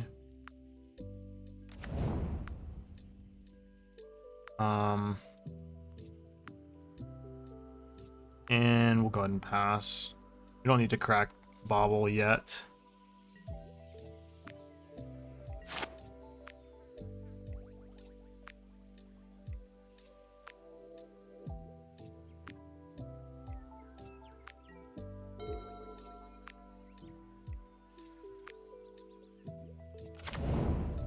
Mystic Sanctuary, putting K command on top, I'm assuming.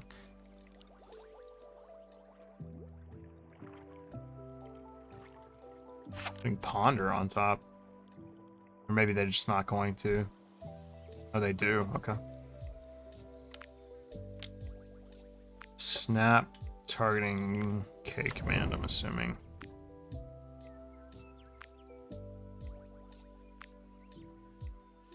I'm guessing this is going to be like destroy Chalice of the Void, deal 2 to Emery.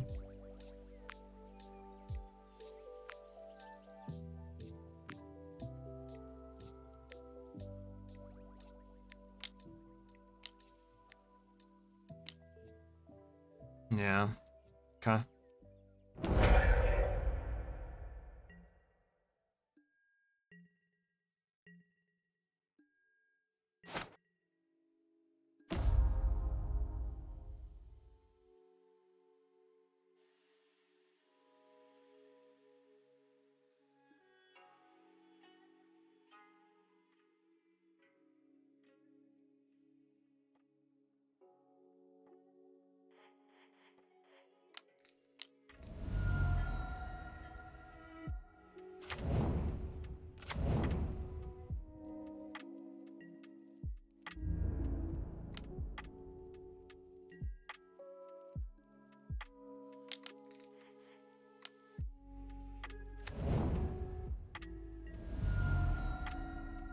Alright, Sego. I mean, we can't really do anything if we do Force of Will or whatever, so they basically have to ponder into something pretty good here.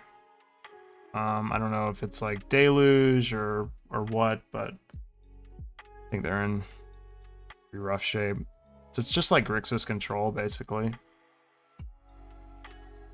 I don't know if they're playing like Hull Breachers with like Narset and stuff, or you know, like the Days Undoing combo.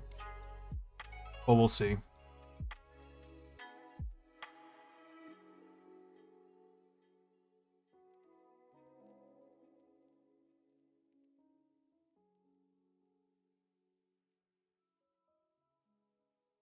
The deck has felt really good. I mean, like, I'm surprised at how well it's performing, to be honest. The other night I wasn't getting nearly as many Urza Sagas when I first played this deck.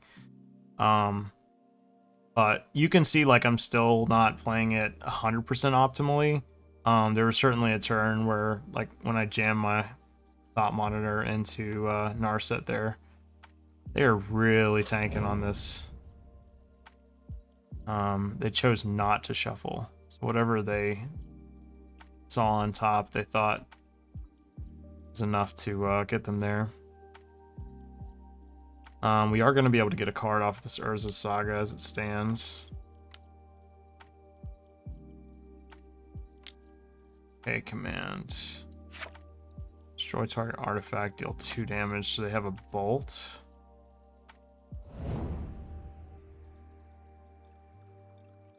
Okay. Well, with this line, they are dead. At least they're almost dead.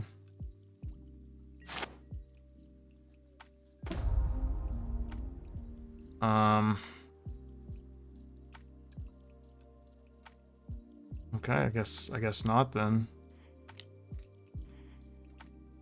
Not with the Ancient Tomb draw. They're almost dead. We go and get Shadow Spear. Oh, they are dead. That's right, because I wasn't counting the additional artifact. Okay. Alright, so we're playing against Grixis Control. And they're playing Snapcaster Mages. So, like, probably Soul Guide Lantern comes in.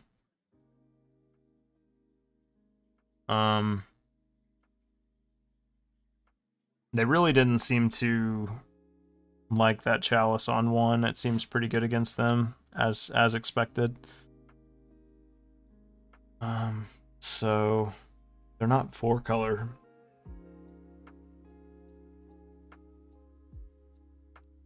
So they're not Grixis Tempo. I'm really just guessing they're just playing like Grixis good cards, essentially. Let's see. Grixis Control 5-0 Legacy. Alright.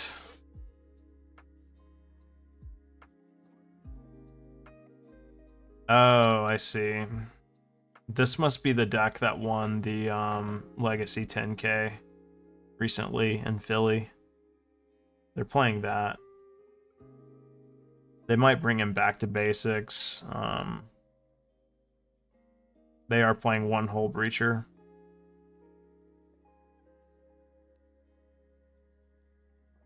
Although, no, I guess it's not this deck because they played an Narset. Unless they just kind of expounded upon this deck. There were several of these that played in the 5K, or 10K rather.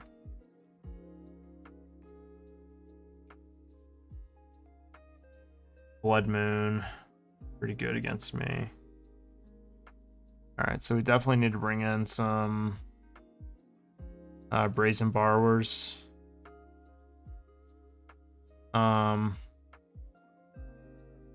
And I bring in Last Hope, Vendilion, Clay, Pyroblast. Okay.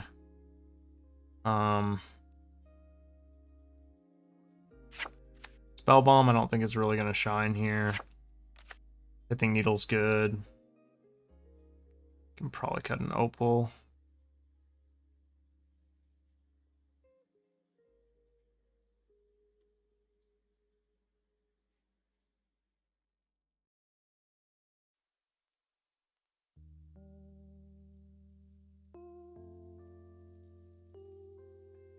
Yeah, let's run it like that. We'll cut a land on the draw. But we'll cut the one that is that's Blood Moon or whatever. Not Urza's Saga, obviously, but the new land, the legendary.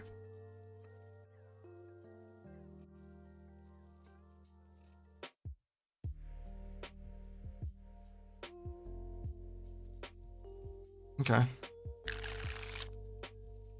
Keep this.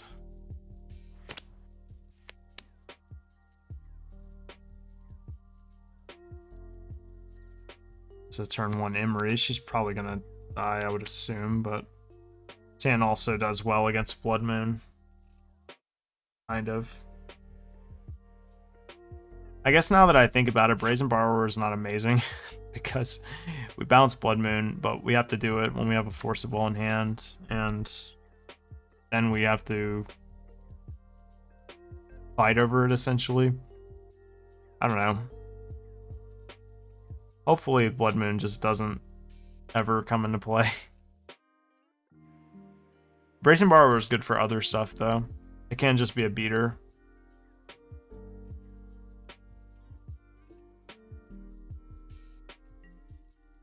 Opponent mulled to 6.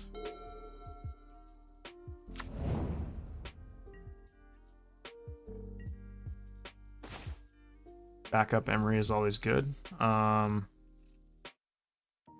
Now let's just cast some artifacts, shall we?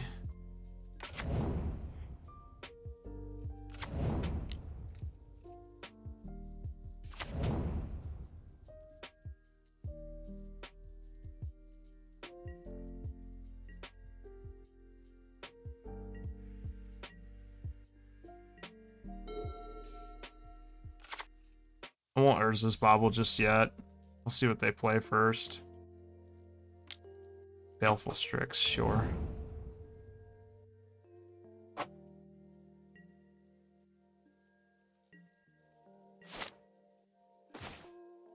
And there's an Opal.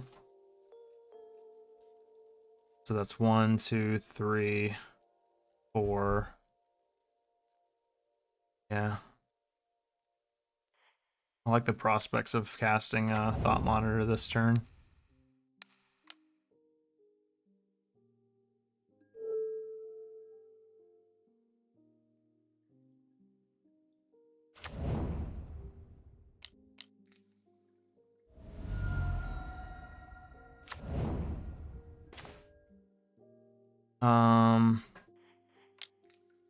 Podcast.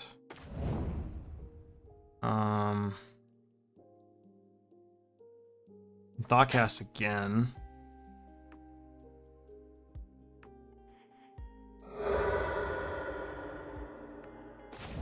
There's Force of Will.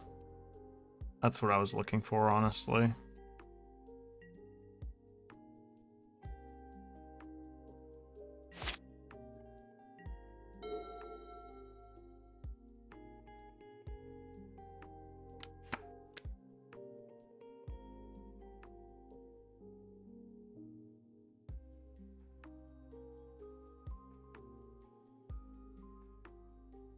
I mean, I don't know. Is this just like faux Doomsday or something and I'm just getting bamboozled?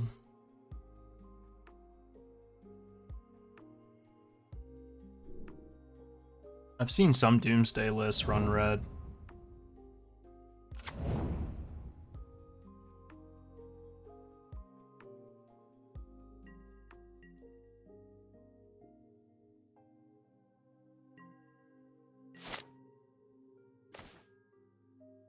Okay, that's a good draw.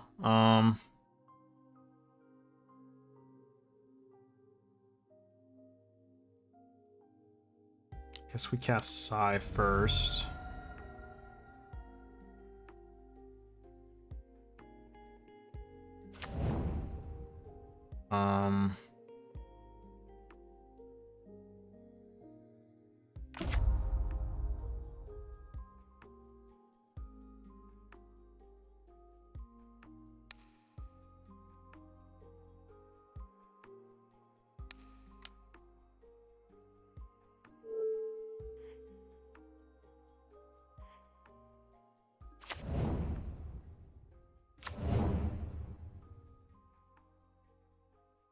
This does hit my Shadow Spear.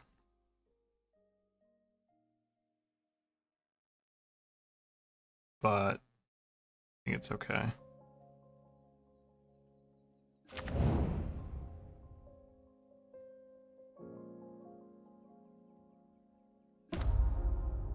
Interesting.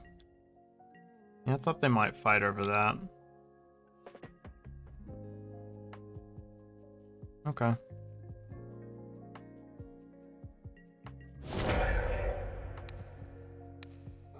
Curious now, like what they're doing over there. They do have a Culligan's Command in hand. That's probably why they chose not to fight over it.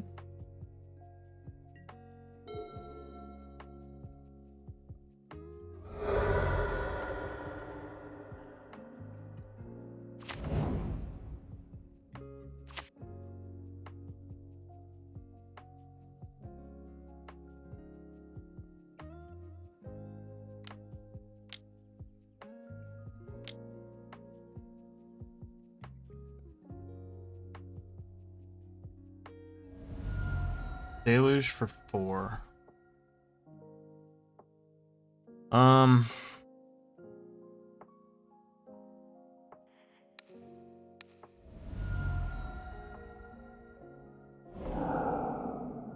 Try to get that out of the way. All right, yep.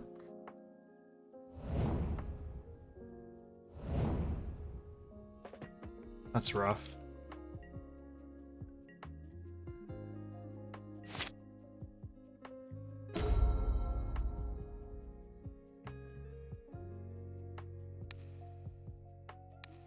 Cast one of these here thought monitors.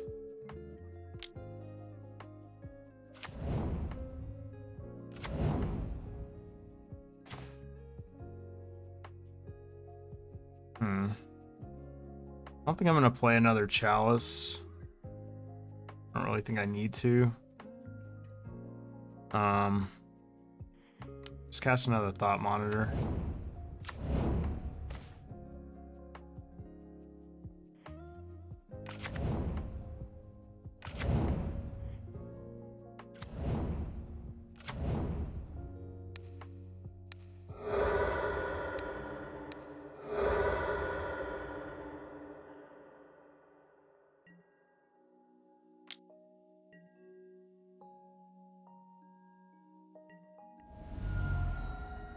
Yeah, it's gonna be pretty tough to beat.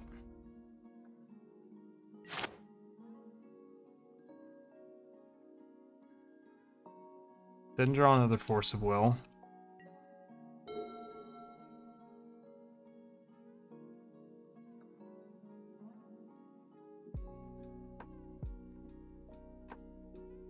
Cat and dog are like going nuts with each other. They're finally learning to play, but the thing is they don't really know each other's boundaries. So hey, we're 4-0. Would have loved to have been playing Turtle Guy. Get him out there and that spiciness. All right. Let me let the team know.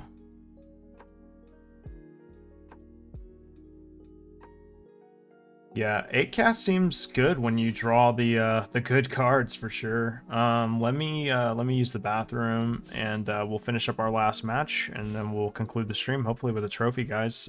Stay tuned. Be right back. 1 minute.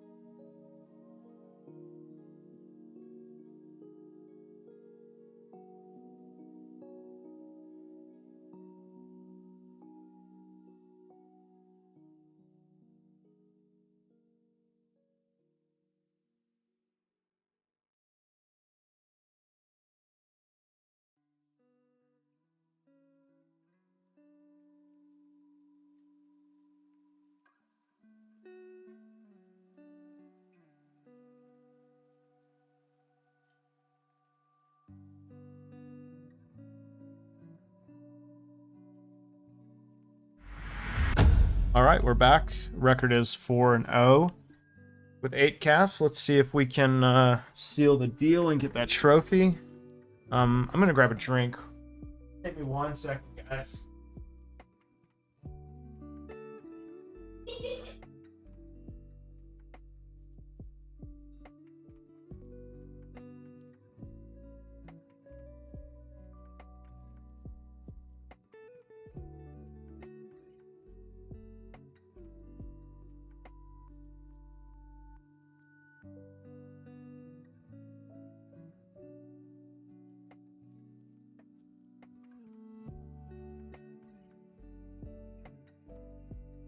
Oh, good. We didn't even get matched up.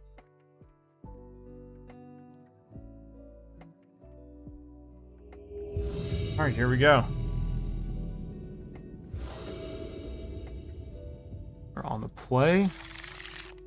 Yeah, I'd say this is a snap keep, probably. No lands, which is kind of a little scary, but I'll cast the Thought Cast for that reason.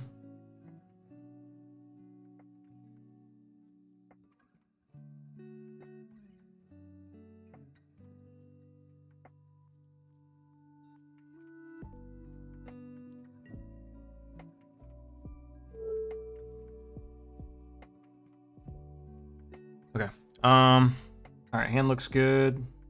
Go ahead and cast some stuff. Opponent seems to be auto yielding.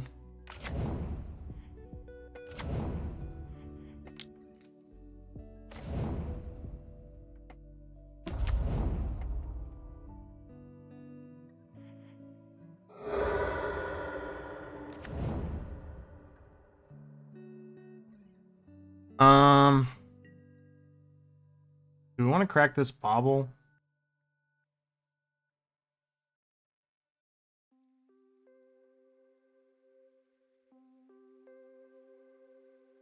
I'll pass.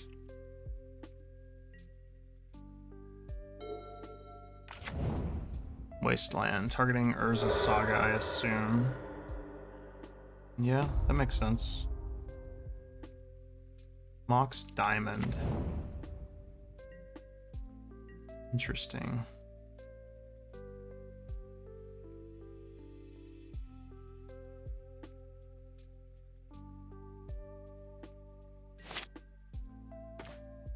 It's a good draw.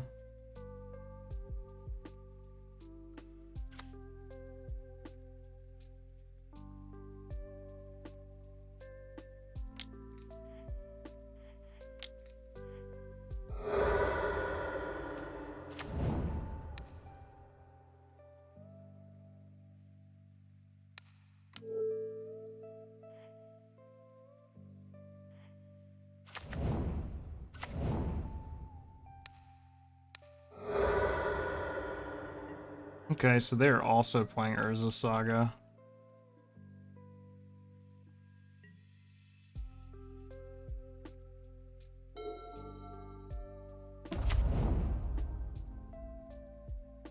We have an answer for that already in the form of Aether Spellbomb. Sylvan Library, okay. Also another good draw. How much costing? 4 right now.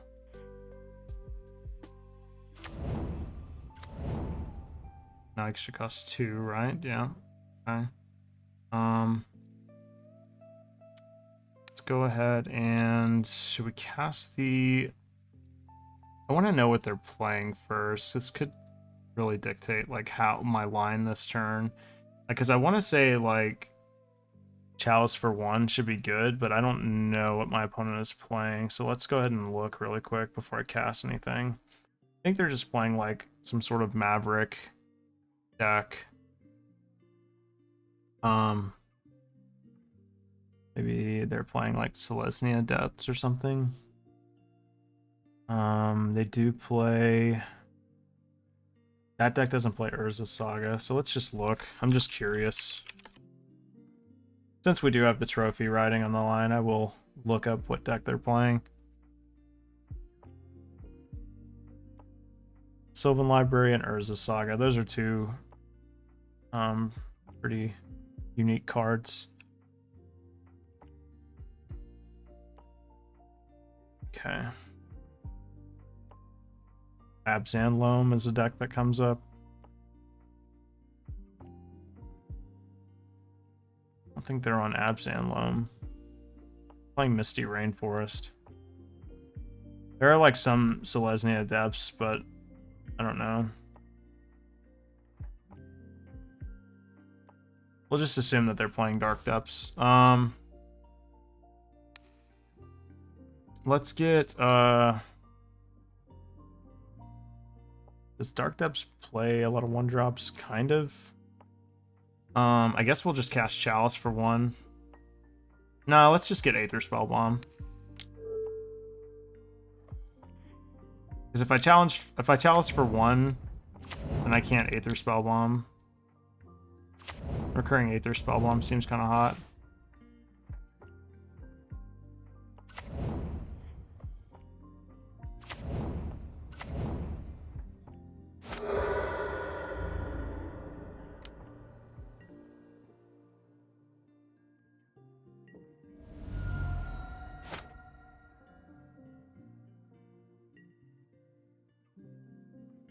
I won't crack this just yet.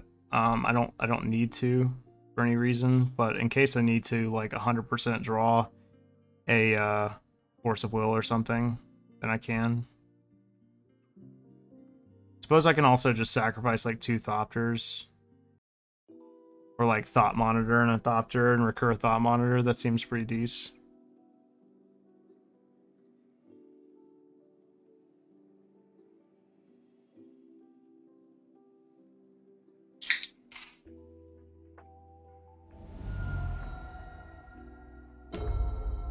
Okay. Well, we have an answer for the Urza Saga token.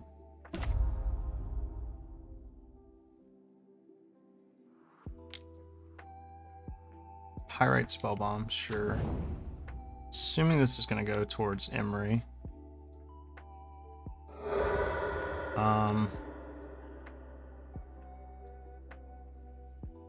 Don't really need to respond to that.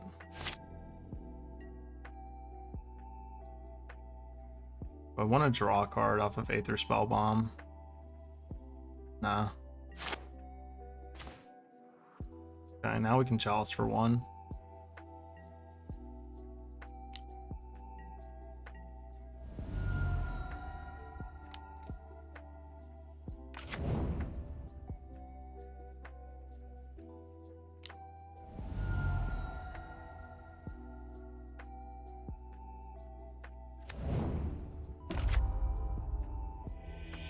Okay. I don't know what they're playing, but we drew very, very well that game.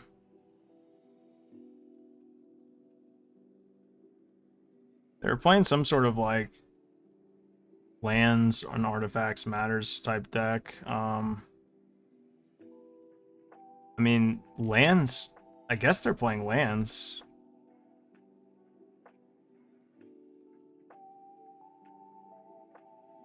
Which makes sense. Yeah, they're playing lands. So lands plays like Sphere Resistance, Choke, that sort of thing.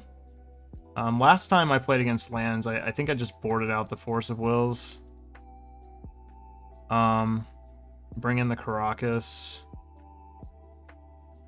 We can cut at least 1 land for that. Everything else is pretty decent. They do play Pithing Needle in the board, a lot of them do, to go and get with Urza Saga.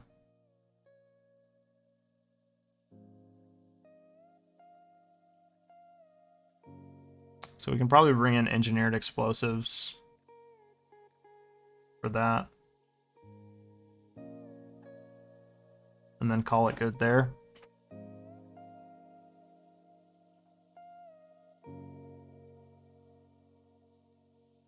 We got to watch out for Force of Vigor. That's like going to be one card that we really have to be careful with. They could definitely blow me out with Force. There's like some argument to keeping in Force of Will.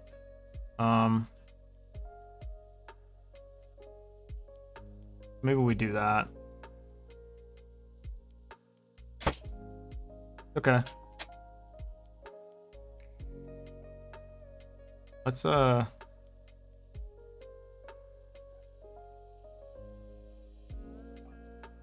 leave in like 2 copies of Force of Will. For that reason. Could even leave in 4. I mean, I don't know. I just like it becomes more relevant post board for sure. Let's just do that. Go on to 3. Didn't really board very much. I honestly didn't board much of anything at all. But they have 61 cards in their deck. I'm probably like the only person who notices stuff like that because I've done it too. Okay, this hand is not really good because I could Chalice for 0, but that doesn't really do anything for me, so I'm just gonna mull that. This is a Chalice for 1 plus Moxel Pool.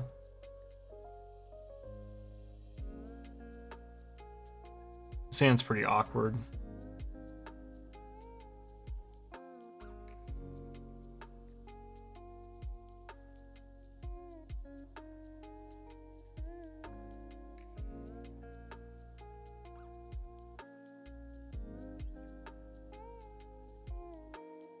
I'm gonna keep this on like good faith that Chalice for 1 is gonna be pretty relevant here.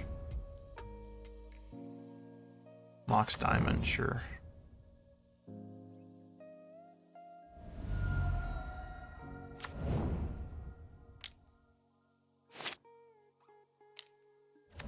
Exploration, yep.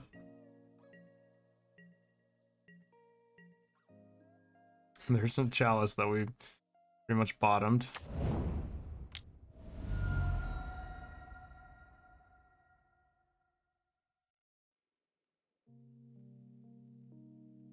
Let's see if they cast crop rotation in response to this.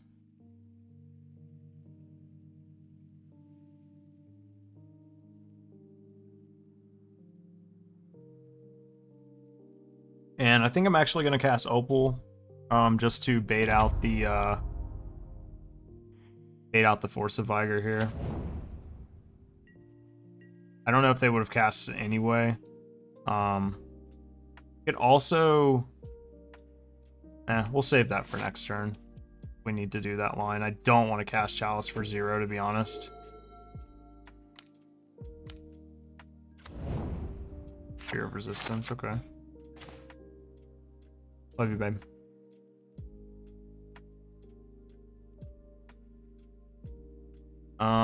What if I Chalice for 2 here? Is that relevant at all?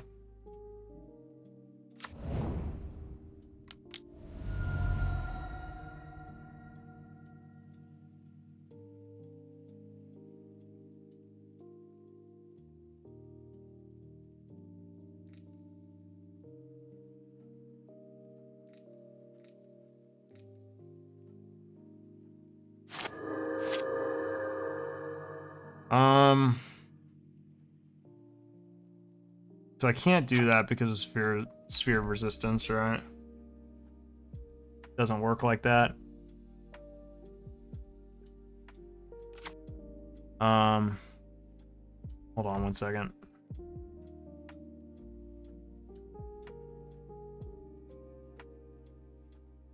Let's see. So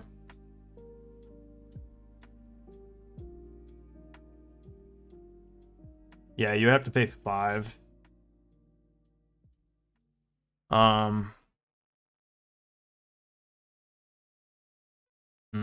So do we just keep it in our hand, or do we use this opportunity to cast a thought cast this turn?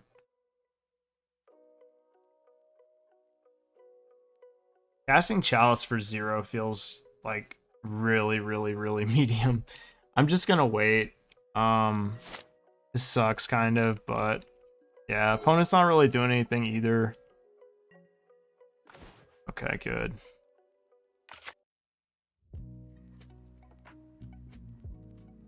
I'm gonna cast it for 2.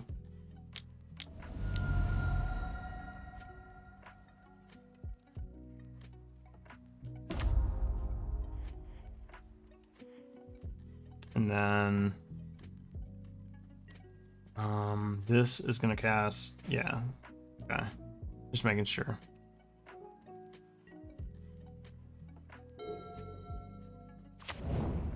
Jukabog targeting nothing. What's up, man? We're hopefully about to trophy with 8 cast here. So this is gonna be 3. This is gonna be 5. Let's just cast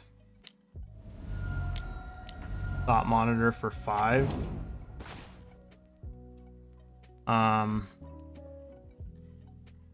We can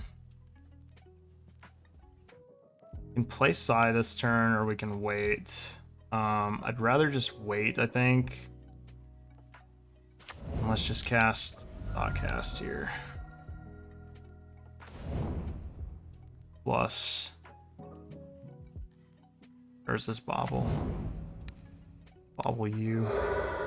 Crop rotation that they cannot cast. Pithing Needle, which gets countered by my own Chalice, but it's okay. Tabernacle.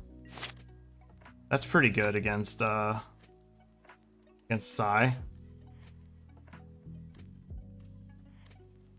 Yeah. Well, that's annoying.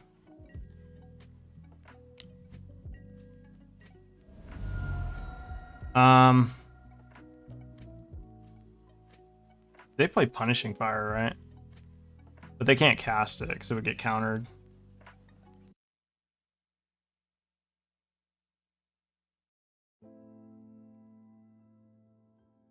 I think I'm just gonna hold this eye in my hand and just start casting some baubles.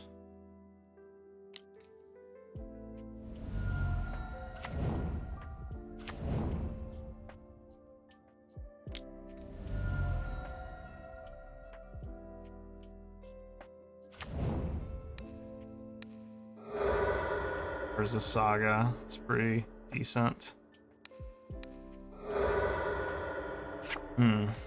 So they can cast that.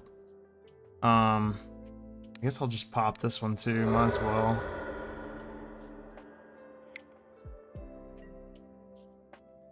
We do have Force of Wills still.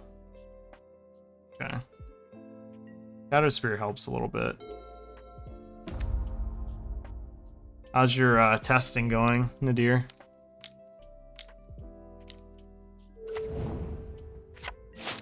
Whenever a land enters battlefield under control, exile top card of your library. May play that card at the beginning of your instep if there are cards. Okay.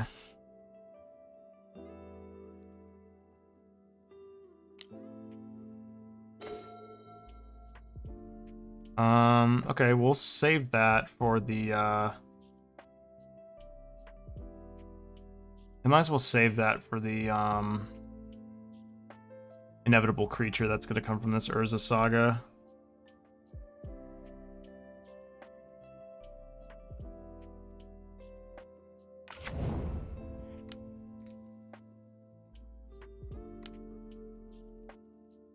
Ah, shit. Fucking goddamn Chalice. Smart. Very intelligent plays. Yeah, just pass it on over. I didn't even think about it.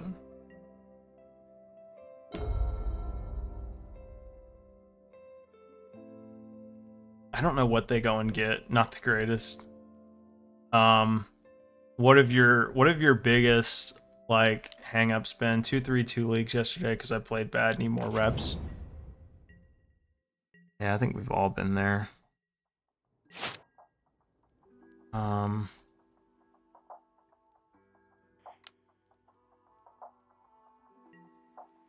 There's Force of Will.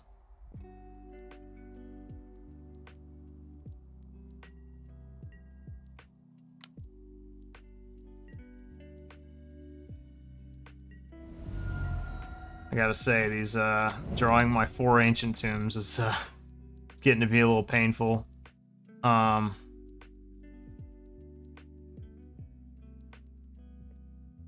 could just go ahead and cast Sai as a chump blocker. Does this deck play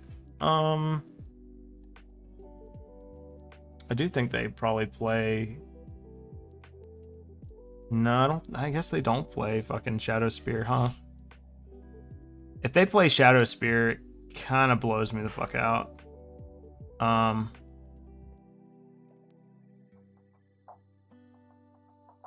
I'm thinking, I don't think they play Shadow Spear. So, like, playing Sai is pretty good because I can just get infinite chump blockers.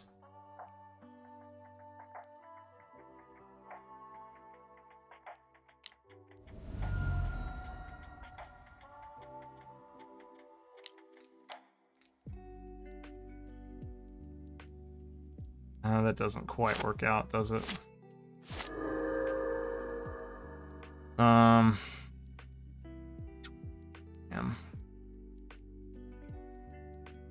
Because we don't have another fucking land besides, you know, what we're looking at, we can't. Yeah. All right.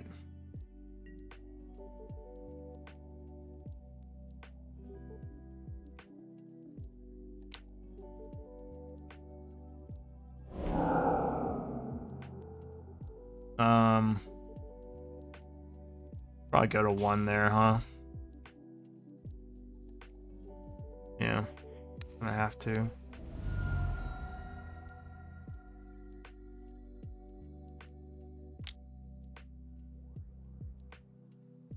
But then what? Do we just lose now because we have to? We counter that. We go to we go to 3. We have to pay 1 for it, and then we would have to pay.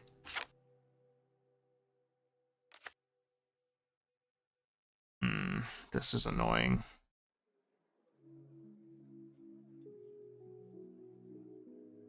Either way, yeah. Either way, I'm fucked. Okay. Noted. Actually, we'll just keep the land out there, and I think engineered explosives needs to come in for sure. In fact, it can come in over force of wills. I'm good on force of will. It is what it is at this point.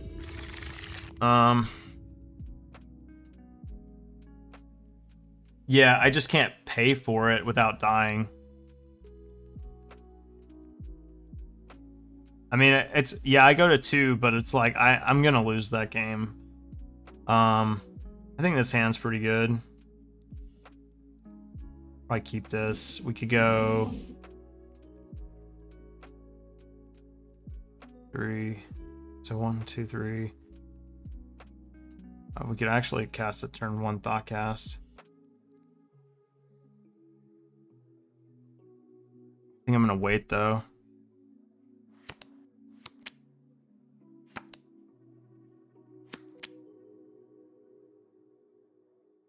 Yeah, too much self-damage. The 4 Ancient Tombs definitely wasn't doing me any favors. We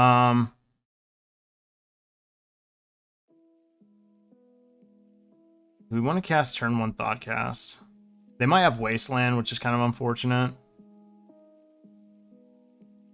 It's kind of how this deck sort of gets ahead. So we could go like Seed of Synod, 1, 2, 3. That's 3 artifacts. And then tap, Thoughtcast. Yeah, that's probably a good move.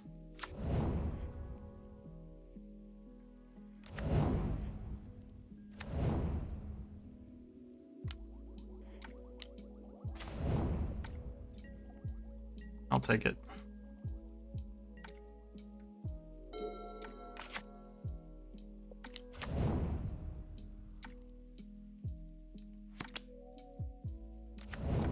There's Ghost Quarter. They Ghost Quarter me, it's like his whatever. Mox Diamond. Exploration. Okay.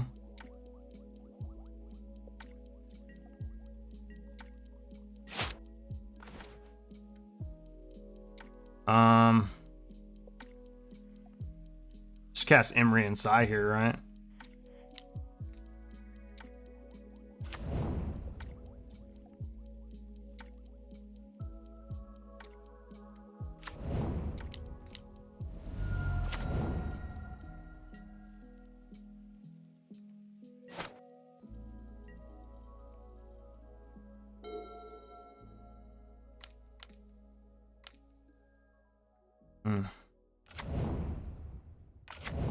That card's got to go.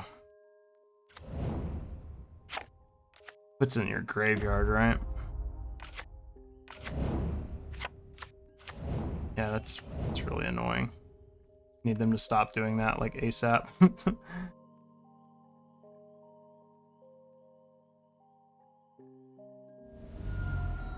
You can put one of them in here. It's fine.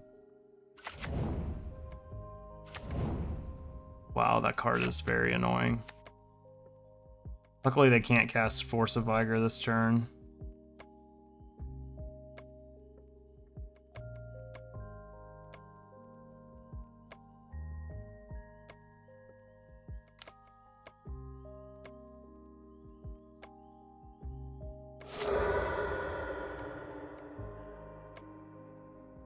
I'm assuming this is going to be Tabernacle.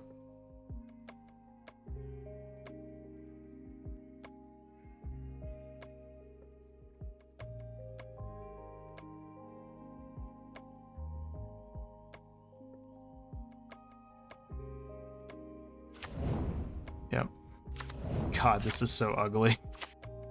Life from the Loam. Yeah, I'm sure they'll cast that.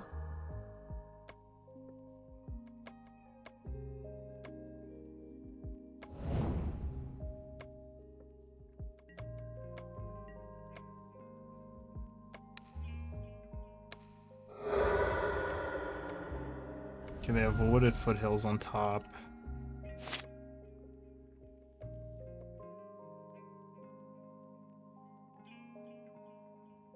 Brazen Borrower.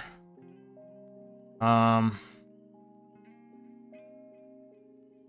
on one second, guys.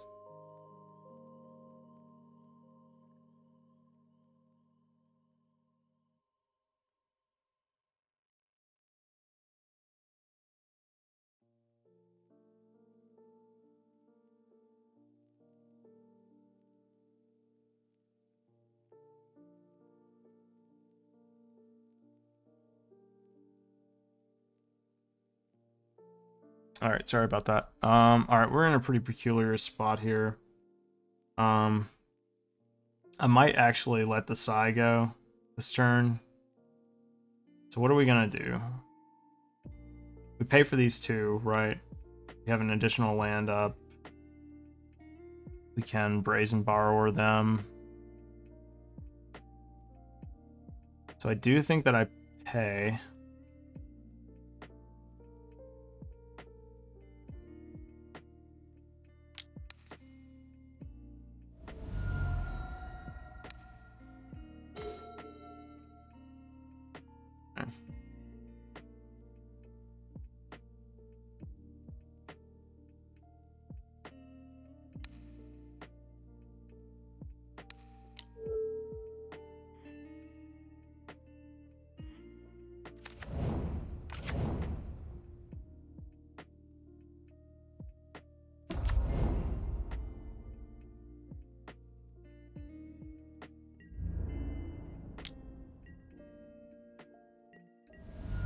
This is going to be a tough game to win, but basically we have to do it with Urza Saga. That's like the only way we're going to get through this, basically.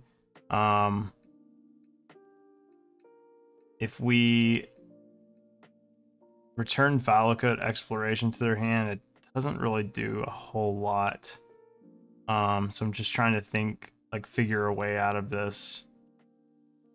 We have to get that card out of here ASAP. Tabernacle, of course, is a land, so we can't return that to their hand.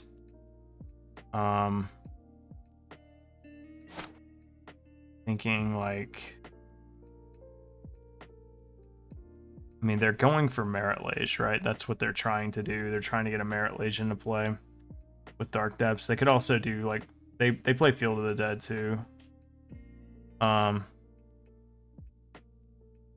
So perhaps we just wait. I mean, as hard as it is to say, because, like, we bounce it back to their hand, and what do? They replay it for 3, and then they can play 3 lands this turn. But, like, really nothing else, I suppose. Yeah, I mean, it sucks, but, like, God, this card is annoying.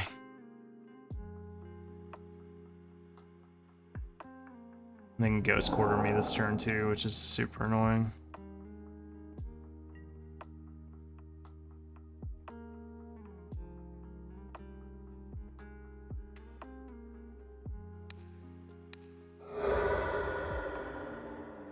There's an Urza Saga of their own.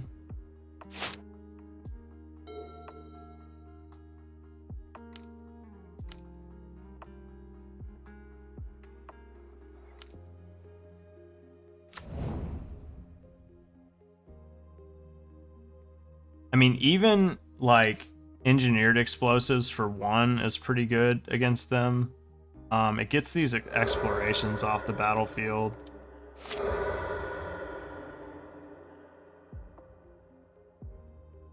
That's unfortunate. Our other island is... Where's our other island? It's out of our... Yeah, we put in Caracas. And the one island is in our hand. It sucks. Alright.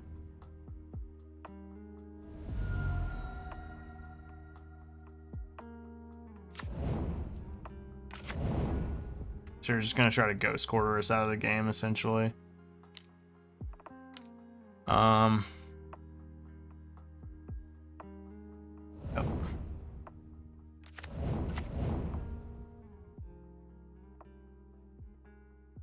Just really annoying. God, those explorations, like, those draws really won them the game there. It's annoying as fuck. God. Alright, well that was the trophy. We lost that game due to just absolutely absurd draws from lands. I mean, otherwise it was a pretty good league. I definitely think, like, going back, I would have kept the Force of Wills in if I had known, like, they were playing that crazy ass enchantment. But yeah, I mean, what can you do at that point? But yeah, I mean, overall the deck performed very well. 4-1. We beat lands in the league, actually. We just so happened to lose to it. But I don't know. I don't know if it's enough to, like, really sway my opinion. The deck is obviously very good. I would have loved to have played Kappa Cannoneer, but I'm not paying $70 for a card that is going to depreciate like 90% on Moto. So we'll just have to wait and see if this card's good or not, or if it's just a meme. But yeah. Overall, like, I like the deck a lot. I think it's pretty well positioned, especially if people are playing like Delver decks and stuff like that. Like, this deck just kind of eats Delver decks alive, I think, as long as they don't play the Artifact Hate card at the wrong time. But the fact that you're playing Force of Wills too really, like, messes with them, and you just draw way too many cards. Like, between Thoughtcast and Thought Monitor, like, they just can't keep up, and then you Chalice for one and it's like lights out for them. So I think this deck is a good meta call for sure, and it's only like $1,700 in paper, so that's not bad at all. It's definitely one of the cheapest, like, viable strategies in Legacy. There's another version that I want to try at some point, and maybe we'll test it out tomorrow. It's the Echo of Aeons version. But I would say overall, like, I'm happy with this build. I don't know if I'll play it again. But if Reanimator testing goes bad and I default to a deck, this is probably first up on my Audible list. Just because I'm pretty familiar with, like, artifact piles and how to navigate them. Provided I have lands and my opponent doesn't have a Tabernacle for my Sai. But anyway, guys, I appreciate y'all watching. That is going to be it for tonight, I think. 4-1 in the league, not too bad. And I will be back online tomorrow at 7:30 p.m. Eastern. We're going to be playing some more Legacy, going to be testing some more. Either we'll play this Reanimator or another pile of cards that I feel like I could possibly audible to, depending on how everything goes. So I appreciate everybody who stopped by. It was pretty fun, actually. The deck really performed well, and I'm looking forward to playing it again if we do end up jamming it.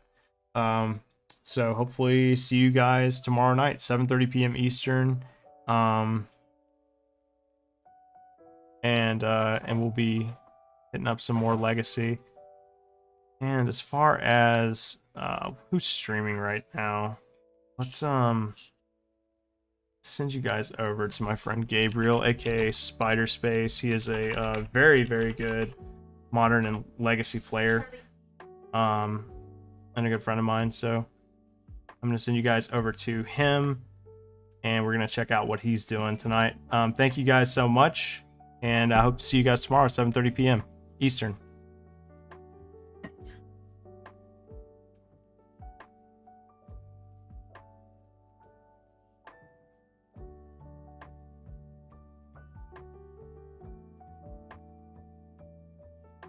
Oh god, I spelled his name.